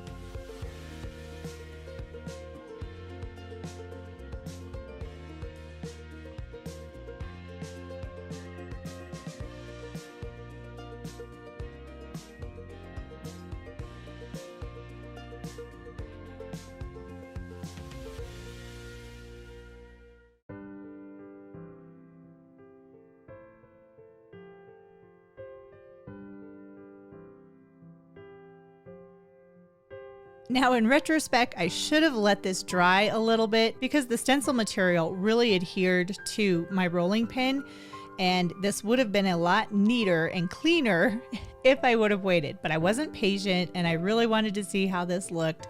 So before the paint was dry, I removed the stencil.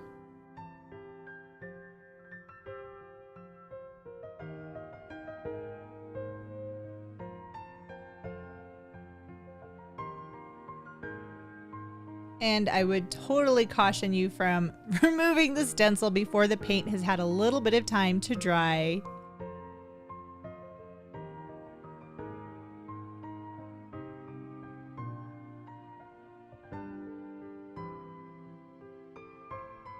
Because I had some oopsies that I had to fix. But thankfully I was able to fix it, and this is how my rolling pin turned out. All right, now I took a block of wood and I painted it black. Then I didn't want it to be like fully black, so I took some sandpaper and I just kind of roughed up around the edges to take off some of the paint.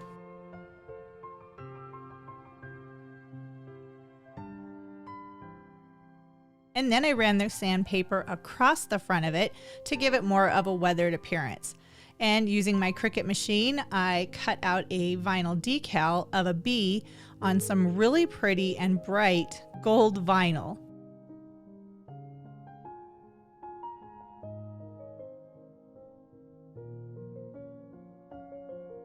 And it's just so shiny, it's so pretty. So I removed all of the little excess pieces.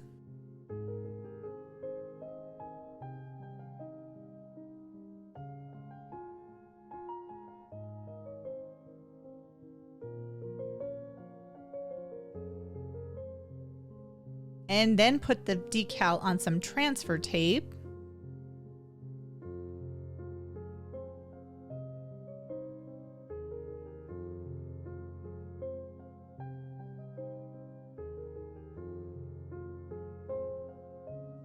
Then I removed the backing. And I have a beautiful bee decal that I'm going to put on this block of wood.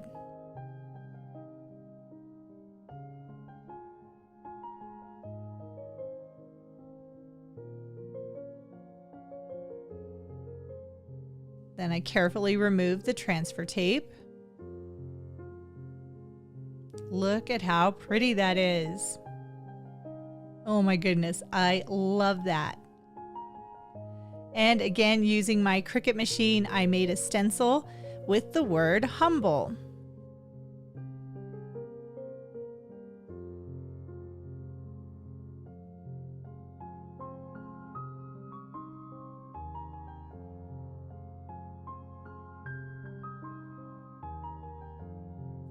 And then I applied humble underneath my bee.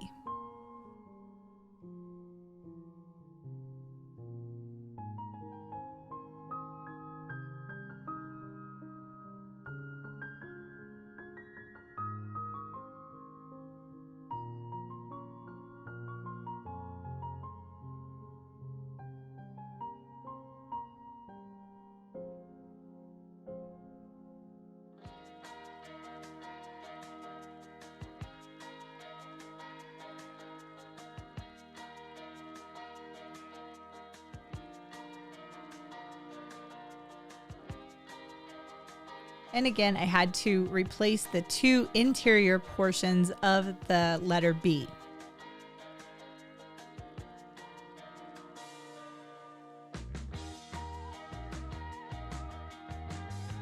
And then using a very small amount of some cream colored paint, I just kind of dabbed in the letters humble.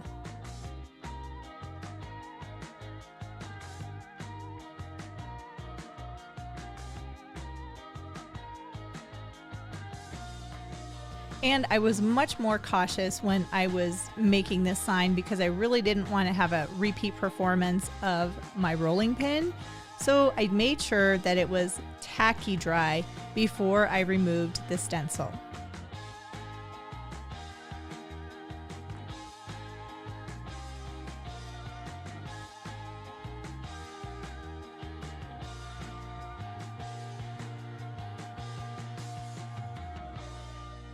And then I carefully remove the stencil.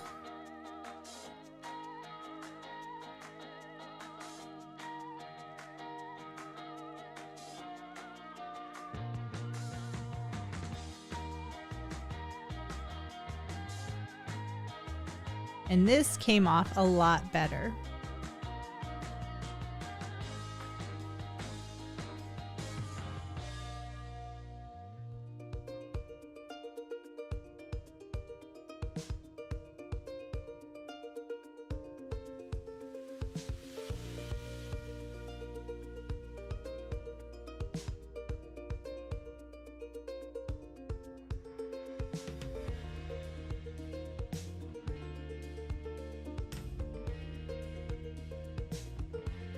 But I wanted a little bit of something extra for my awesome little Be Humble sign. So I took some Dollar Tree ribbon and using my glue gun, I secured it all around the outer edge of the sign.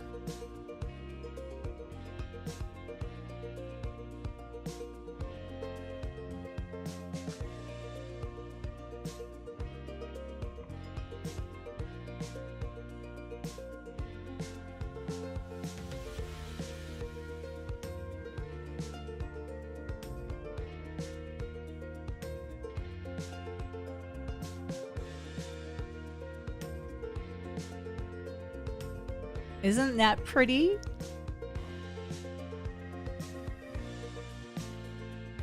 These are so easy. You need a couple of things. This is I don't know what it is. It holds water or something, but it's a vase I got from the Dollar Tree along with some stickers. Then I found these stickers at the Dollar Tree and they're kind of raised. So they're circular and they're raised up a little bit, and I thought they would work pretty well for this vase. So basically I'm going to take these little stickers and just randomly place them all over the vase. Just like that. And there was no pattern or anything like that that I followed when I was attaching the stickers. I just put them on randomly because I want them all over the vase. And this sticker pack has 117 stickers, and I bought 2 of them because I wasn't sure how many stickers it would take to cover a vase like this. But in the end, I only ended up using about 1/2 of one package of the stickers for this vase.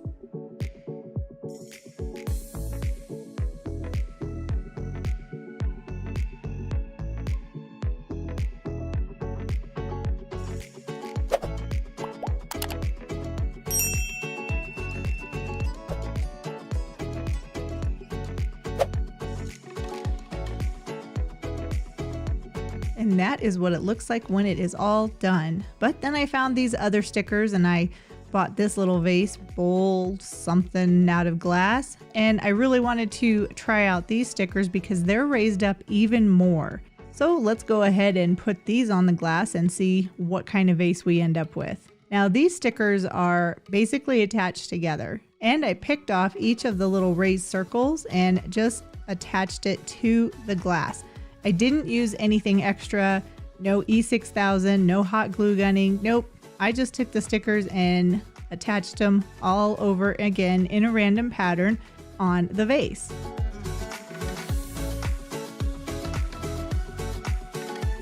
And I think you can see these stickers are raised up even a little bit more than the first vase that I did.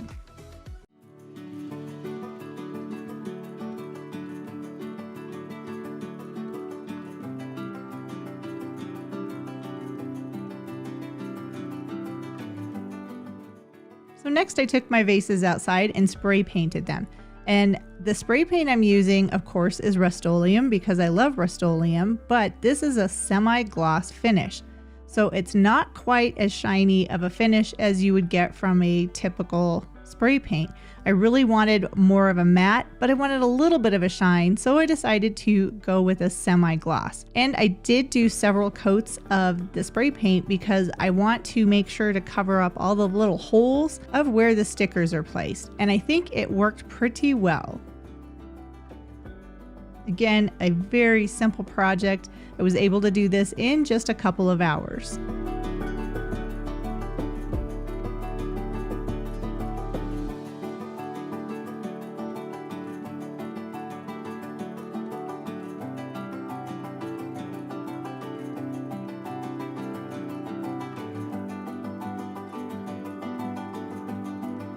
And then all I had to do was find some flowers to fill the vases. So I found some lilacs and I found a pink bunch of flowers from Walmart. So for the taller vase, I do want to use the lilacs because I saw them and I was like, oh, that would be so pretty in there. So I got these lilacs at the Dollar Tree. I think I bought 5 of them. 1, 2, 3, 4, 5. Yep. So all I had to do was remove the tags and then they were ready to be used. You can't get much easier than that, right?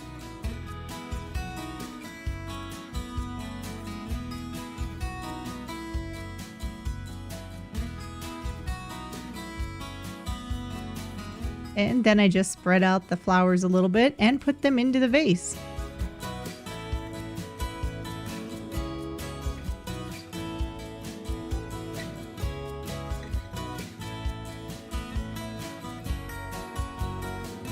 And I did use 5 bunches of lilacs that I found at the Dollar Tree. And here is my floral arrangement all done with the beautiful vase and the pretty flowers.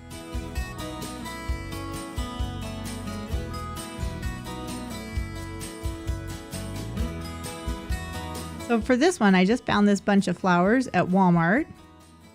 And it worked really well with my trusty Husky snipping tools. Those things are awesome. But I just clipped off all of the individual flower stems. Some of them I kept the leaves and some of them I took the leaves off.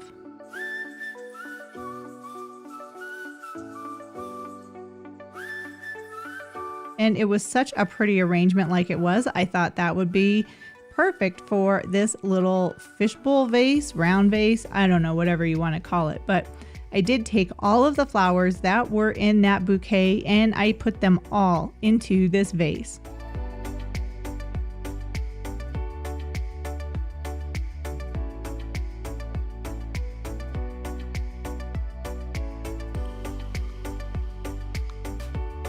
And there we go, a beautiful little, very spring and happy bouquet.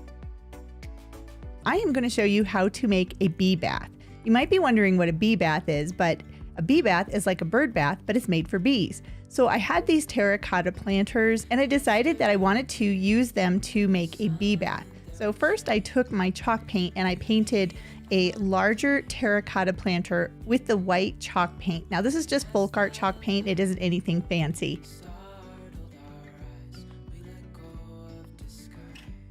Then I also found 2 saucers that are going to make the bath portion of this project, and I painted both sides of those saucers with the white chalk paint. And you don't have to have brand new terracotta planters to make this bee bath. Oh no, you can use used ones and you don't even have to paint it if you don't want to. I just wanted to paint mine white because I thought it would stand out really nice and it would be a pretty accent in my garden.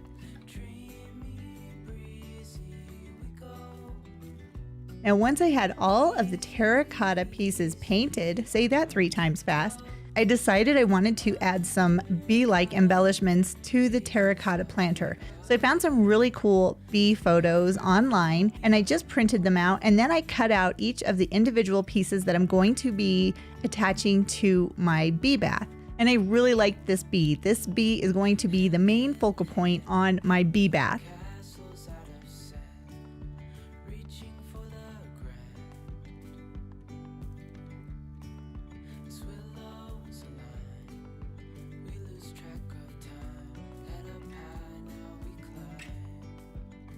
And once my planter had dried, Then I just gave a coat of Mod Podge, and then I attached each of those pictures that I had cut out. By putting the Mod Podge on first, it gives something for this paper to stick to. And then I just secured each picture in place with another coat of Mod Podge. I did this all the way around the planter.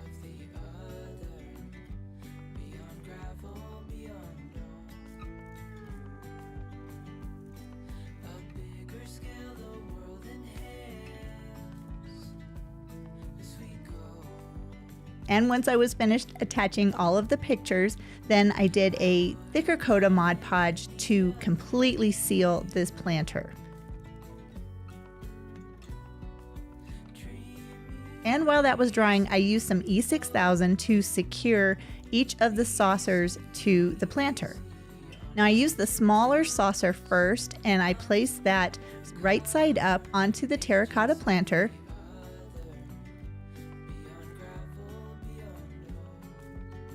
And then I took the larger saucer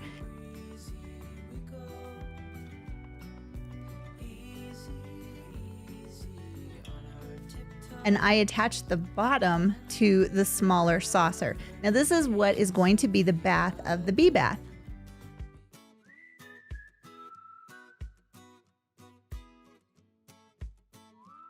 And once it was dry, this is what it looked like.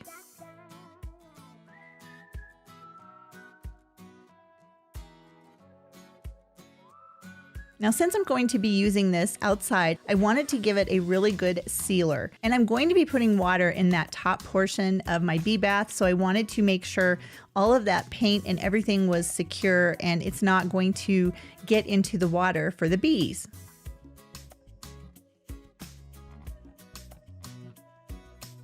Next, I took these flat marbles, which you can get something similar at Dollar Tree, and I just put a bunch of these little glass flat marbles or pebbles into the top saucer. And then I can fill this up with water, and the little marbles will help the bees or any of the pollinators that come to get a drink be able to actually reach the water without falling in. Isn't this so cute? Oh my gosh, I love this idea, and I think it will look great in my garden.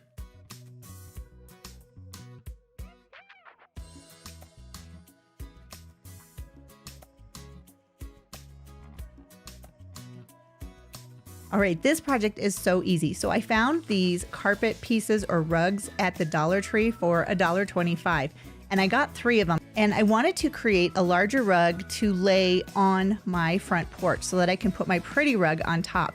So I took 3 of these rug pieces and I flipped them over and I connected them together. So I took 2 pieces, and using my hot glue gun on the high temperature setting, I hot glued the rugs together. I know this sounds silly, but it really does work. So just by putting the hot glue down the seams and then using a craft stick to really work that into the seams, then I pushed the rugs together and allowed it to dry.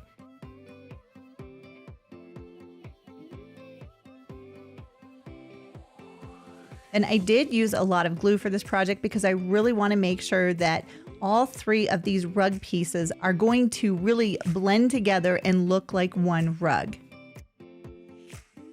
And once I had the first 2 pieces together, then I took the 3rd section and I just repeated the process using my glue gun on the high temperature setting. And then I just put the glue on, and then using the craft stick, I just pushed it down into the seam. So this will help to keep both of those pieces of the rug together. Now, once I was done with that, I took some Gorilla Tape. This stuff is so strong, and I just reinforced it over top of each of the seams.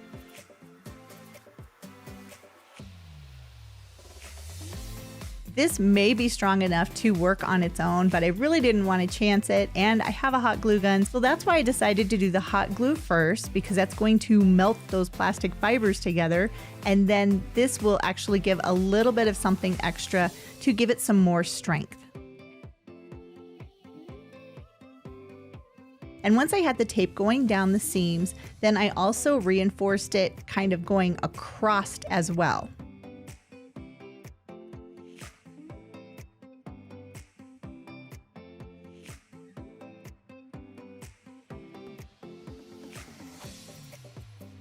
And that is pretty much it. there is my rug, and it looks like it is all one piece. And my dog Tater had to try it out and see what she thought of it. That is not too bad for a Dollar Tree rug.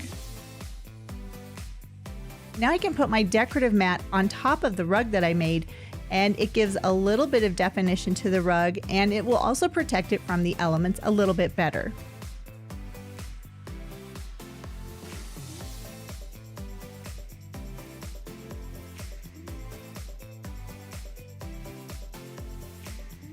I have this Easter basket that I got from the Dollar Tree, and it's just a yellow plastic Easter basket, but I thought this would make a really nice planter. So I removed the handle and then I painted it with some gray chalk paint. And then I just took a container and put some Mod Podge into it.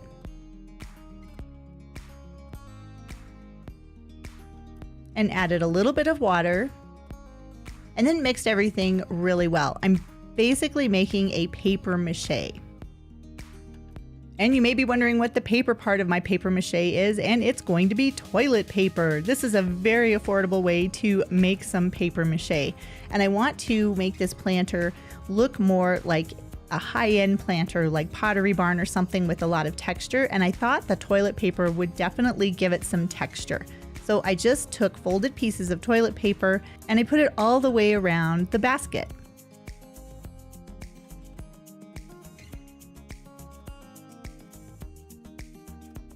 And while I was putting those pieces on, some of the toilet paper was actually not wet with the paper mache mixture that I made. So I just used a small paintbrush and painted on more of the Mod Podge water concoction that I had made.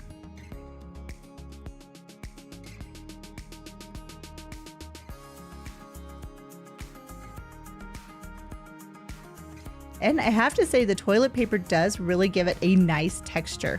I not only did it on the outside of the basket, but I also continued the process on the inside of the basket as well.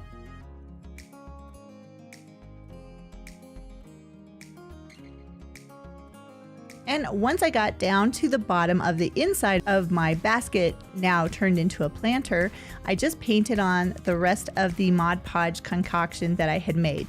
Then I did paint everything with a thick coat of gray chalk paint. And you can really see the texture. Isn't that so awesome? I love how that looks. And it doesn't look like toilet paper, does it? Next, I took some white chalk paint and I lightly brushed that over top of all of the gray on the outside of this planter. I want to be able to see the different variations of the gray and the white and the darker colors. So I really just want that white to act as an accent to my planter.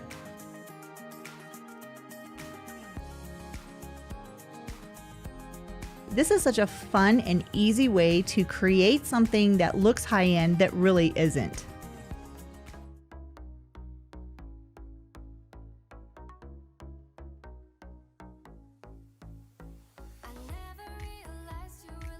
And then I took 4 wood beads and I lightly painted them white with that chalk paint. And then using some Dollar Tree wood glue, I secured those 4 beads onto the bottom of the planter because these are going to be the feet.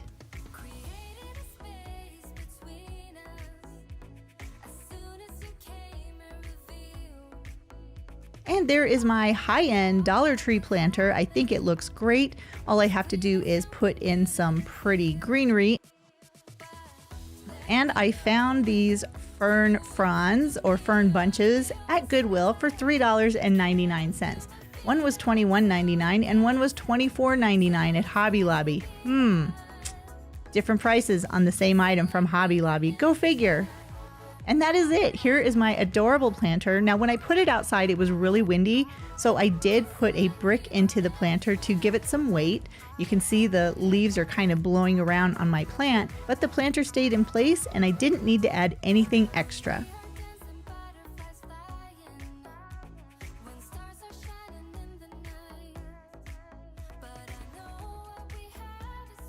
This is another fun and easy project. I found this sign at the Dollar Tree and I really liked it, but I really liked it for what I'm going to be using it for. So I took some white chalk paint and I covered up everything on the printed portion of the sign. So I'm going to leave that burlap alone, but I do want to cover up everything else. So the carrot, the truck, everything is getting covered up. All of the letters, everything.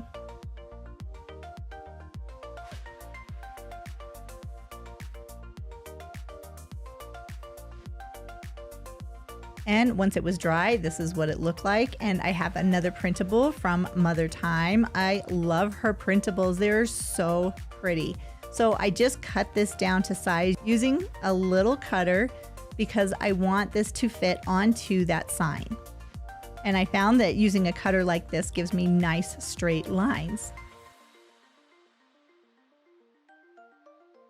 Yep, that is the size that I want it to be. So I took some Mod Podge and I just coated the white surface of the sign.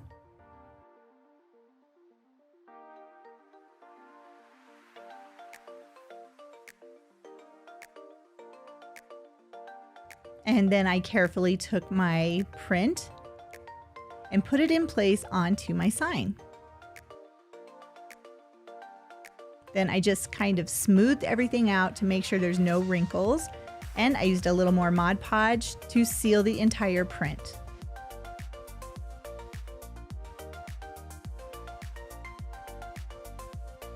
And it looks really nice, and I could use it to hang up, but I wanted it to sit on a shelf. So I took a scrap piece of wood and I just secured that to the bottom back of the sign.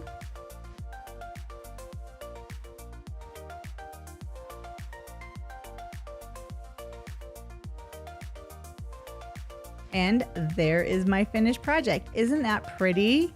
I'm telling you, you've got to check out Mother Time's website and all of her printables that she has because they are so pretty. Now I want to make a flower box, and this is something from Hobby Lobby. It was $14.99, but I didn't pay that. Oh no, I found this at the Goodwill and I only paid $5.99 for it.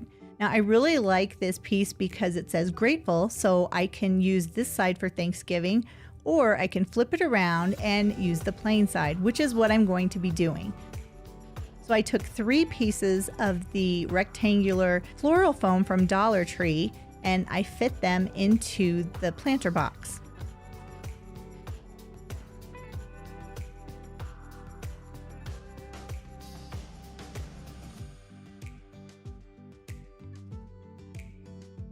The third one was a little too long, so I just cut it down to size, which is very easy to do with this floral foam.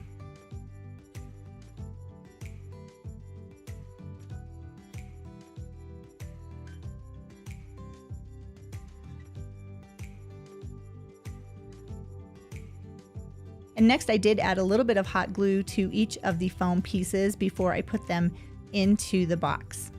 I want this foam to stay in place, so that was why I added the hot glue.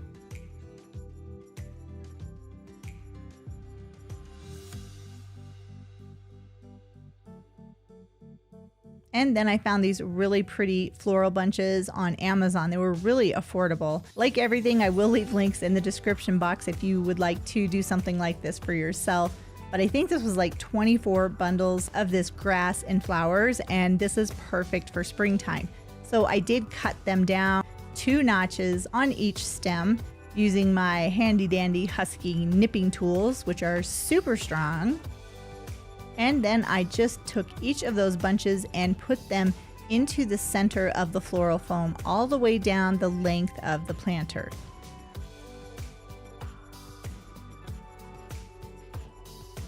And for the 2 full pieces of the foam, I did use 5 of those floral stems. And when I got down to the final one, I did use 4 stems. So 14 stems total to make this look nice and full. Now I don't want it to be plain like that, so I did take some other floral pieces that I had and I just cut individual stems off and then placed those in the front of the grass and flowers. I like the simplicity of the green, and with the purple flowers, it's just very striking and very pretty and very spring.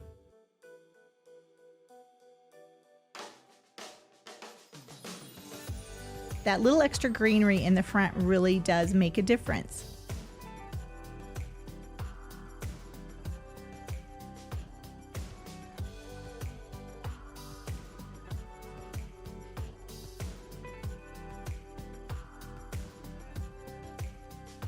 And here it is sitting in my living room. I love how this turned out. I know I say that with all of my projects, but I really do love how it turned out. This is a really fun and easy project. This is a charger from the Dollar Tree. I love these things, and a Dollar Tree self-sticking tile. Now, the self-sticking tile, it has the sticker portion is on the back. If you cut this down to the size you need it to be, that sticker will come off. So it is very, very sticky, but this tile is the perfect size for this tray. This is going to be the bottom of my tray.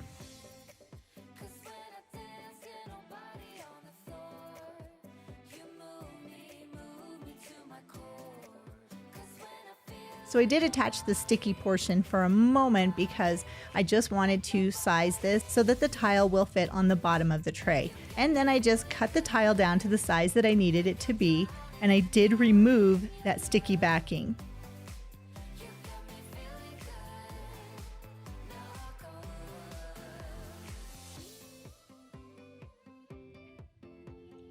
And I did remove the sticky backing before I secured the tile to the bottom of the tray. Next, I took some Dollar Tree wood glue and I put that all along the bottom portion of the tray. This is what that tile is going to stick to. And I find that the wood glue works better for projects like this with this tile rather than using hot glue, because if you use hot glue, it's going to melt your plastic tile.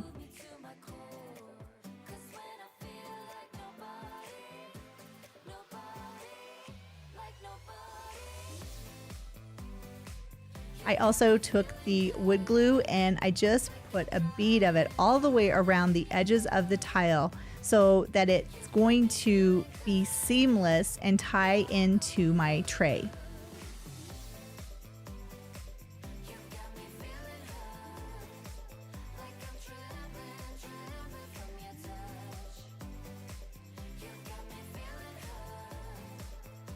And once that was dry, I took this antique parchment acrylic paint from Apple Barrel and I literally just poured some out into the bottom of the tray and then just painted it onto the tile and the tray.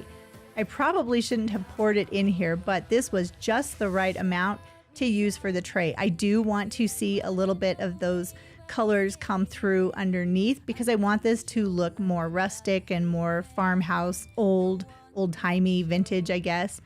So using a chip brush, I just kind of brushed that paint all the way around the inside of the tray. And then I also lightly brushed it on the outside because, again, I want this to look old and rustic. I don't want it to look brand new.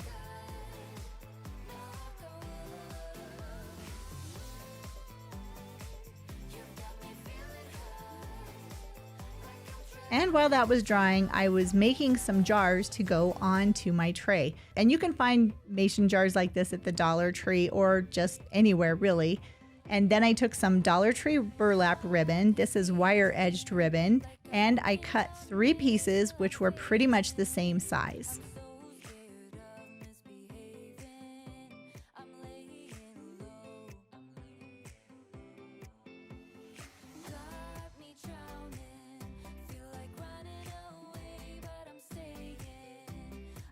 Next, I took the ribbon and I secured that to the center of the mason jar. And I repeated this process on all 3 of the jars. I only put a little bit of glue at the back because I don't want to see that glue on the front, because I don't want the glue to bleed through and show on the front of my little mason jar planter.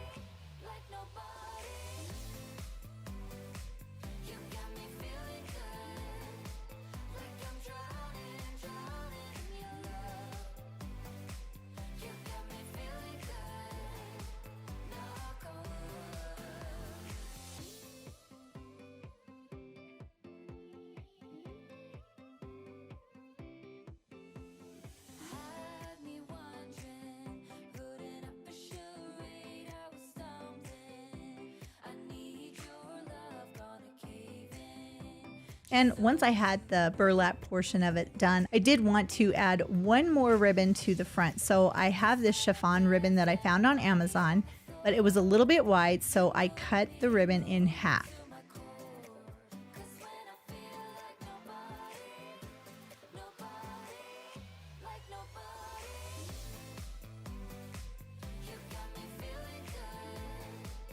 Then I used a little bit of hot glue, again only on a small section of the ribbon, which will go onto the back of the mason jar.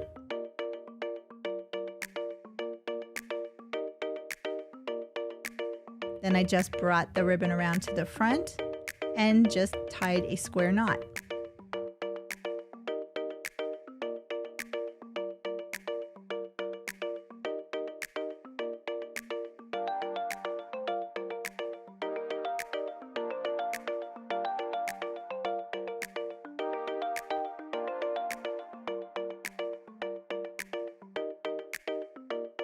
And I cut the tails off so that they won't be hanging down past the edge of the jar.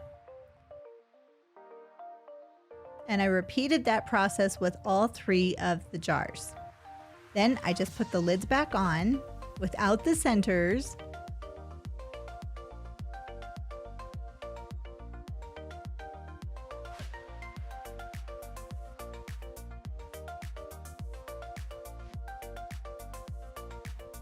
And now they're ready for flowers. My tray is dry. Now I can put my mason jar planters onto the tray.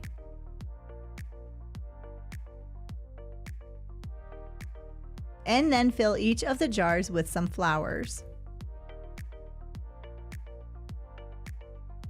Here are the flowers that I chose, just daisies, and I think they look like pretty little wildflowers. And here they are on my dining room table, and I really think this looks nice. It was an easy project to do, and it's light, fun, and spring-like. I love these small terracotta pots. They're so cute. And I had this little candle holder, so I thought I wanted to make this a little bit taller. So I just took some hot glue and put it onto the bottom of the terracotta pot.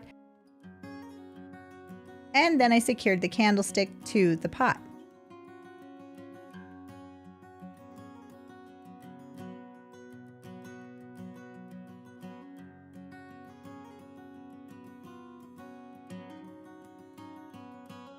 And once it was dry, I took this folk art sagey green paint, and I also took this salt wash. This is probably one of my favorite things to work with and craft with right now. So I put the paint in first, and then I added 1 scoop of the salt wash. And what this does is it gives it a really thick texture. So then I just painted that onto the terracotta pot and the candlestick as well. Now, if you lift up and kind of pounce it down, that's going to give you more texture of this paint.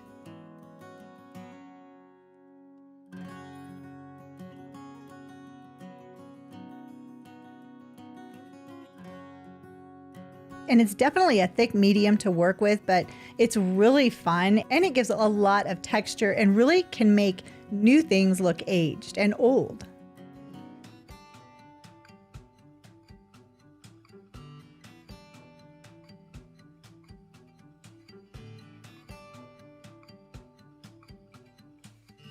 Now, once it was dry, I came back with some white chalk paint and I lightly brushed that all over the surface of my new little planter.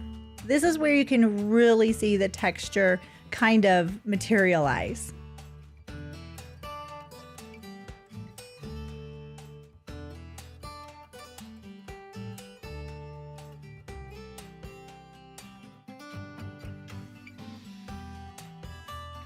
And sometimes making these little accents are just what you need for something a little bit extra in your decorating.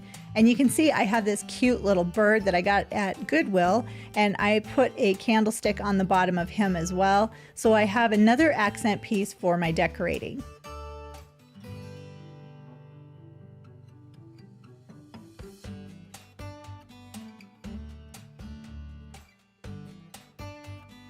Now, once my terracotta pot was dry, I did take some chiffon ribbon that I found on Amazon, and I just tied that around the center of the pot.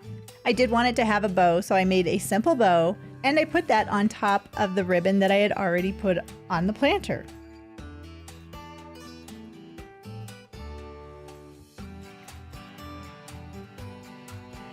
And here is the finished planter, mini planter, I guess, and the little bird. This is a really nice accent piece. It took no time at all to make, and I love how it turned out.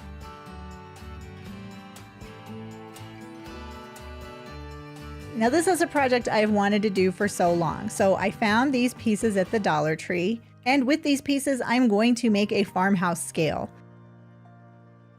And I needed something to elevate the top portion of the scale, so I took a few tumbling tower blocks and I glued them together with the Dollar Tree wood glue.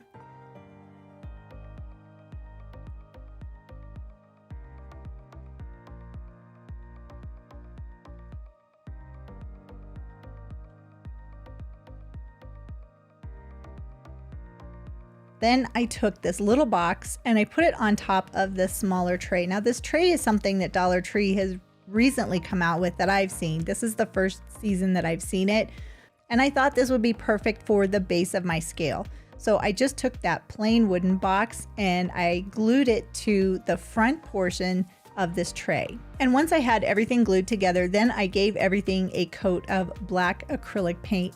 And I'm doing this because I want to paint this white, but I'm going to be using spray paint to do it. So I want to cover all of that wood with basically like a primer, because if I were to spray paint this right now, the spray paint would probably just get absorbed into the wood. So I find that by painting it with something first, it gives it like a primered surface, and then the spray paint will not suck into the materials.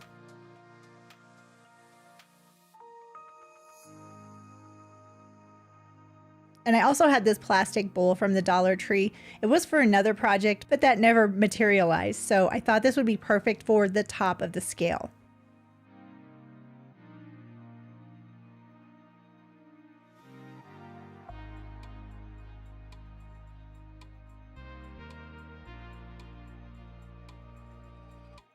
So there's the base of my scale. And now I'm going to attach the tumbling tower blocks more towards the front, but I did end up putting it into the center to make this look like a scale.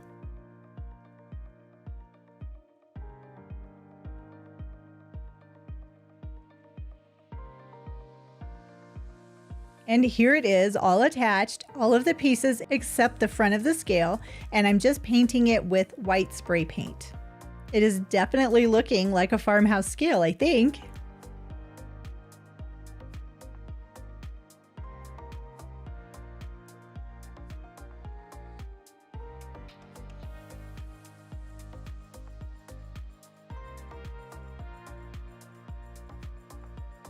So for the face of the scale, I had this tiny round canvas and it was the perfect size for my scale. So I had painted everything black, and then I applied a coat of Mod Podge, and then I found a round scale face that I could print out with my computer, and I just sized it so it would fit onto the canvas.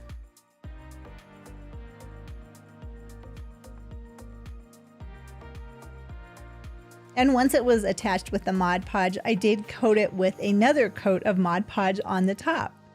And you can find all kinds of different scale like faces or whatever those are called if you just do a search on the internet. I believe I put farmhouse scale face and I got lots of different results. Now once my spray paint had dried, I wanted to give this more of an enameled look, so I took a little bit of black paint and I just put that all around all of the edges and the corners of my scale, and I did this all around the top bowl of the scale as well.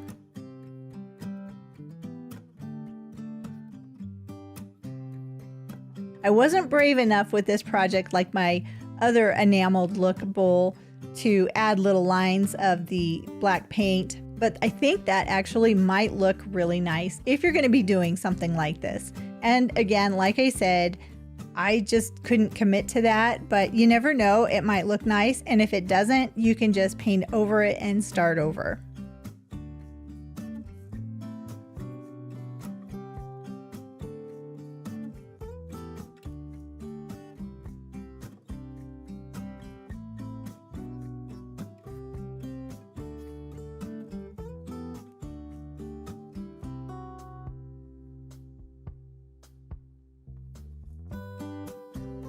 Now once I had that all done, then I did take a little bit of that black paint and just went around the edges of the face of my scale, just to make it all cohesive and like it's supposed to look like that.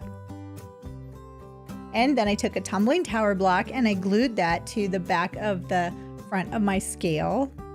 So that will make it rise out a little bit away from the scale itself. And I put a little bit more hot glue onto the back and then secured it in place on the scale.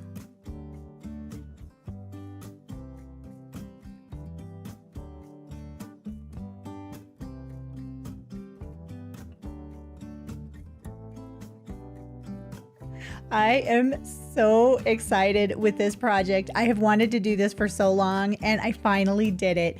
And I know it's not a real farmhouse scale, but it definitely looks like it is. And here the scale is actually in my kitchen and I love it. Every time I go into my kitchen, I always look up and I see this scale and I am so happy with it. Take a child's pair of flip-flops and a Valentine sign just to make sure that this is going to be the right size. And then I removed the foot holder, I guess that's what you can call it, from the flip-flops.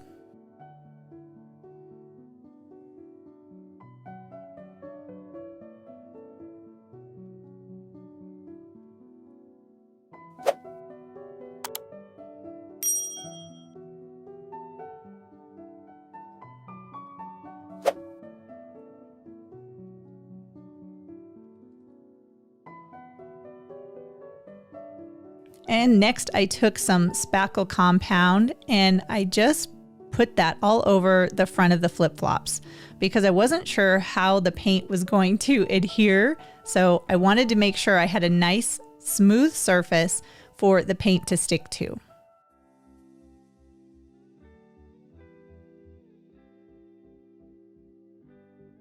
And then using a stem from an artificial flower, I poked it through the holes and removed the excess spackle.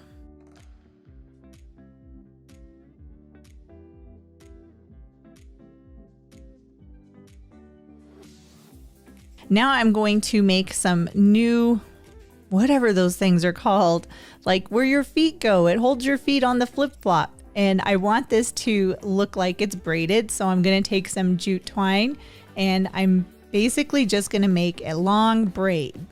And I think this was probably about 3.5 feet long. And I secured 3 pieces of the jute using masking tape onto my workspace. And then I just braided the cord.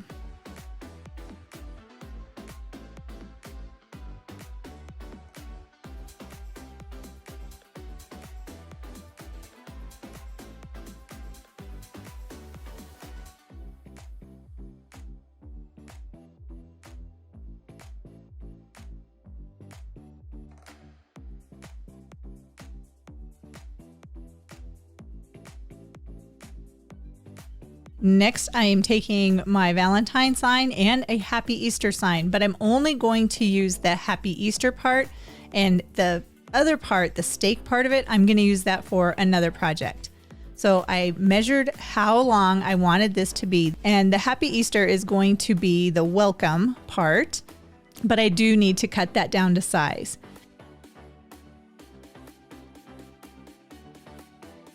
And it was just flipping through and trying to find a paper that would work. And I found the best paper. This is exactly what I wanted.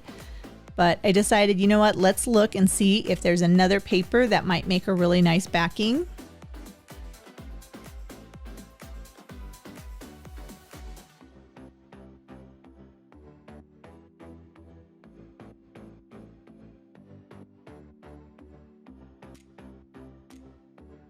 And that one is kind of nice, but I like the white one better. Ooh, but I do like this. So I decided to tear a sheet of this paper out. That's really pretty. And then I just kind of played around with my sign to see which one I liked better. And that one is kind of pretty, but that one is my favorite, the whitewash board. That's what we're going to use for the back of our sign. And to make sure it's going to fit, I just used my scissors on one little corner. Then I got my cutting tool and put the paper in there and lined it up so it was nice and even.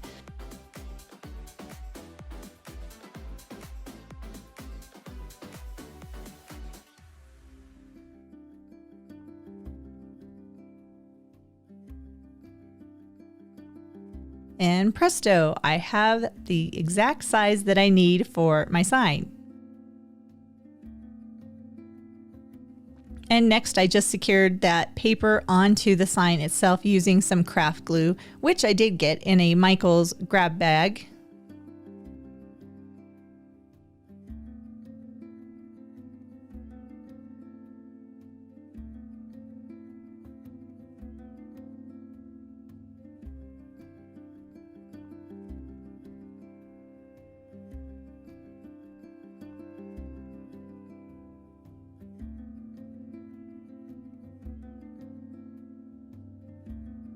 And look, it already has a frame around it.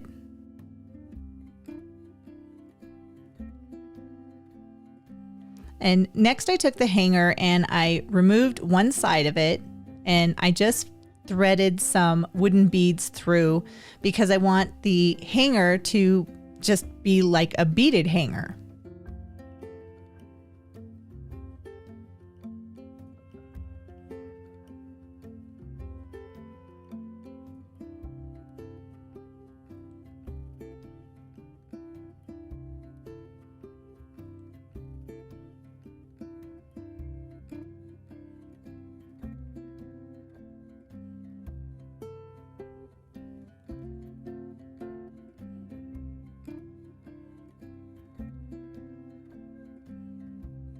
And when I was finished, I just tucked the end back through.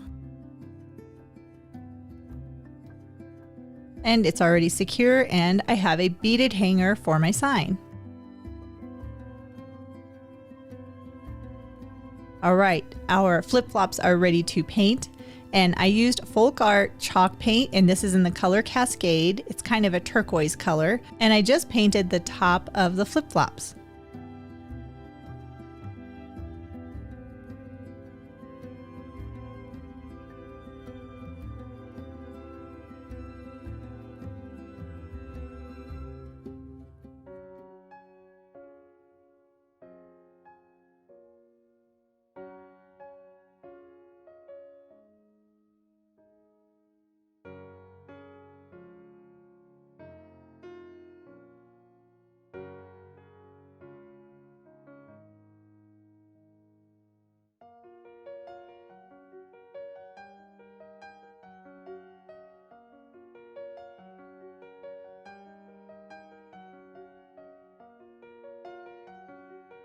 And while that was drying, I took my Happy Easter sign that I had cut down and I painted that with chalk paint as well. And I believe this is oatmeal. And again, this is Folk Art chalk paint. And I actually got all of these chalk paints in a nice kit that I found on Amazon. And the sign took 2 coats of the chalk paint. And there is that imperfection in the center from where I removed it from the Happy Easter sign, but that's okay. It doesn't affect it.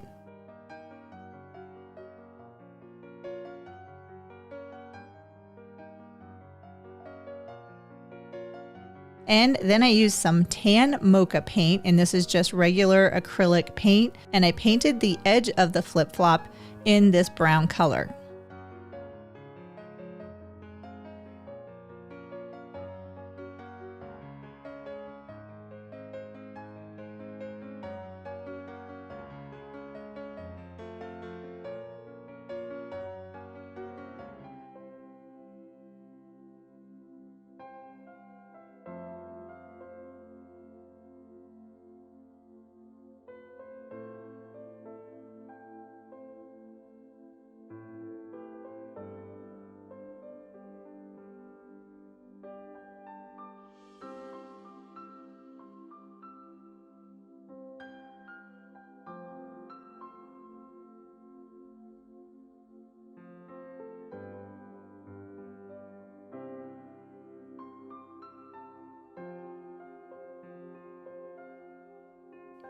And then I went around the edge of the top of the flip-flop with the brown color as well.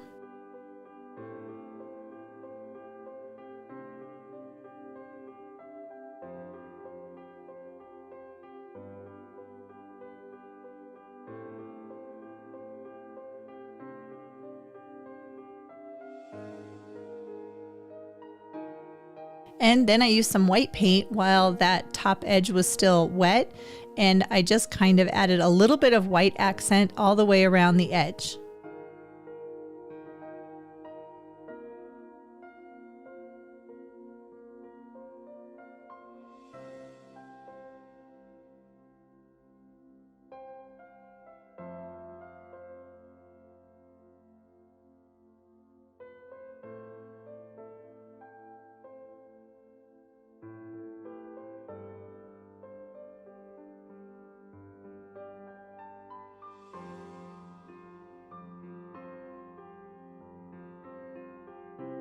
And then I duplicated that on the other flip-flop as well.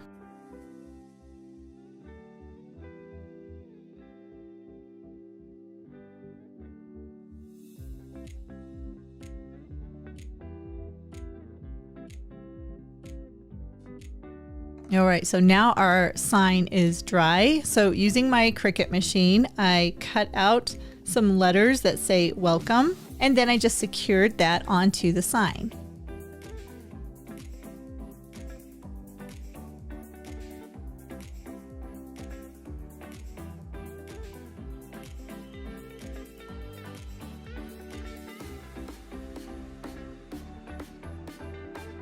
And this is that awesome transfer tape that I bought on Amazon. I bought a huge roll of it and it was less than $20. So this is probably the best transfer tape I have ever used.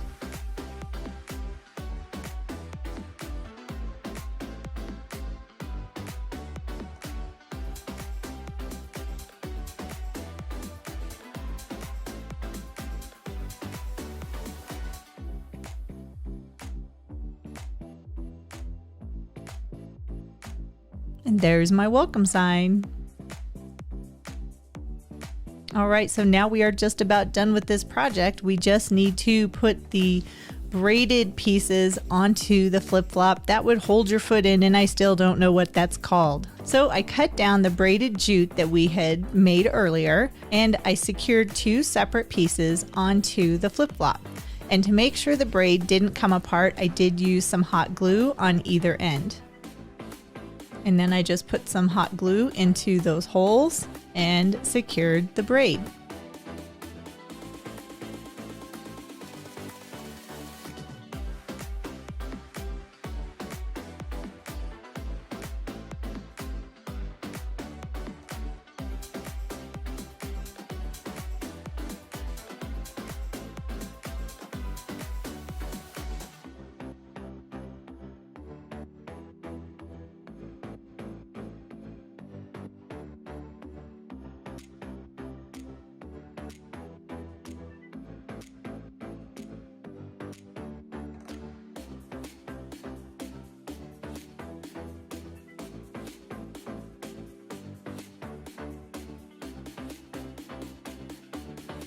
So once I had my flip-flops done, then I just kind of played around to see how I wanted them to sit on my sign. And then I also used the welcome sign to see where I wanted it to go.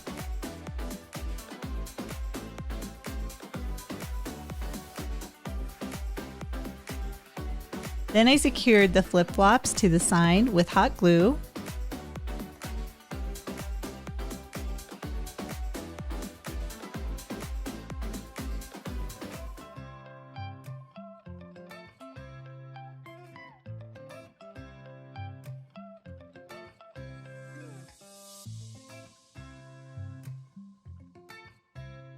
And then I took some Spanish moss and put that over top of the flip-flops. This will be showing behind the welcome sign. I like it because it gives a little extra depth of feel to the sign.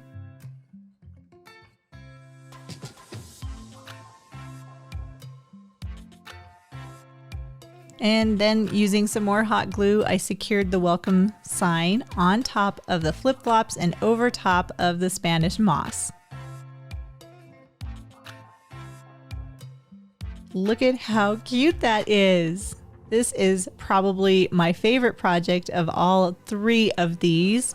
What do you think? Make sure you leave me a comment down below. Which of these flip-flop crafts is your favorite?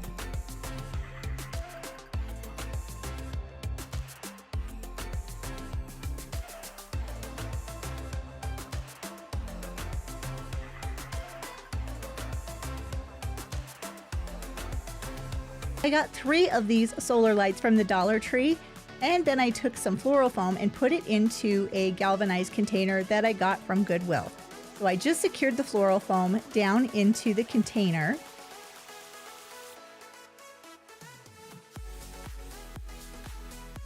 And next I had these floral stems that were leftovers from another project, and they're just grass and they have these pretty purple flowers on the top. I will leave a link in the description box below in case you wanted to get some for yourself. These are really nice and they're very plastic, so they will be just fine outside. So I fluffed out the floral stems, and then I used my hot glue gun to put glue on the bottom portion of each stem and then just secured it next to the floral foam. So it's gonna go all the way around the foam. And this took 6 of those individual grass stem pieces to get this full look. Next, I just took the solar lights and pushed them down into the floral foam. Now the one in the center, I left that as tall as it could be.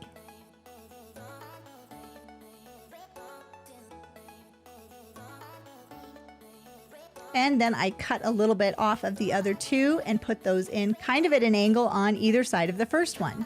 And this is what it looks like outside. I think it is so pretty. I love that grass greenery. It looks so real. And for you to get the full effect, this is what it looks like at night. The solar lights at Dollar Tree are really nice.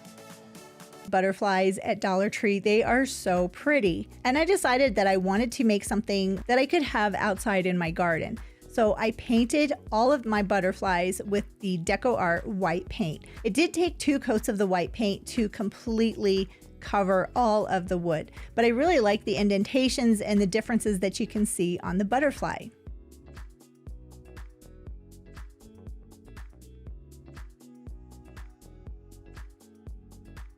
And because I have a lot of those little flat cobalt blue glass beads or marbles left, I decided to add those to the butterflies. Now, what's fun with this is you can do any type of pattern if you want to. I decided to do some of the raised areas on the outside as well as the center of the butterfly.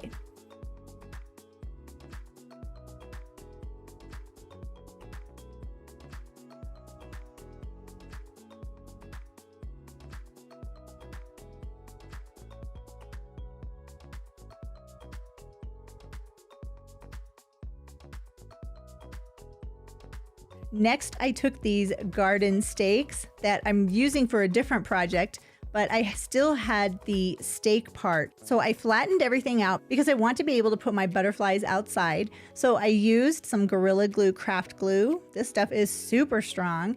And I put that onto the back of the garden stakes, and then I secured them to the butterflies.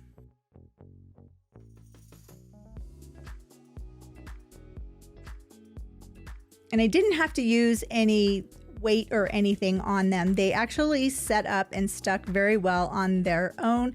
Now, what I didn't show you is once these were dry, I did go ahead and coat the back of the butterflies as well, because I want to seal all of that wood because these will be living outside. Then I gave it a coat of varnish to make sure that the paint stays in place.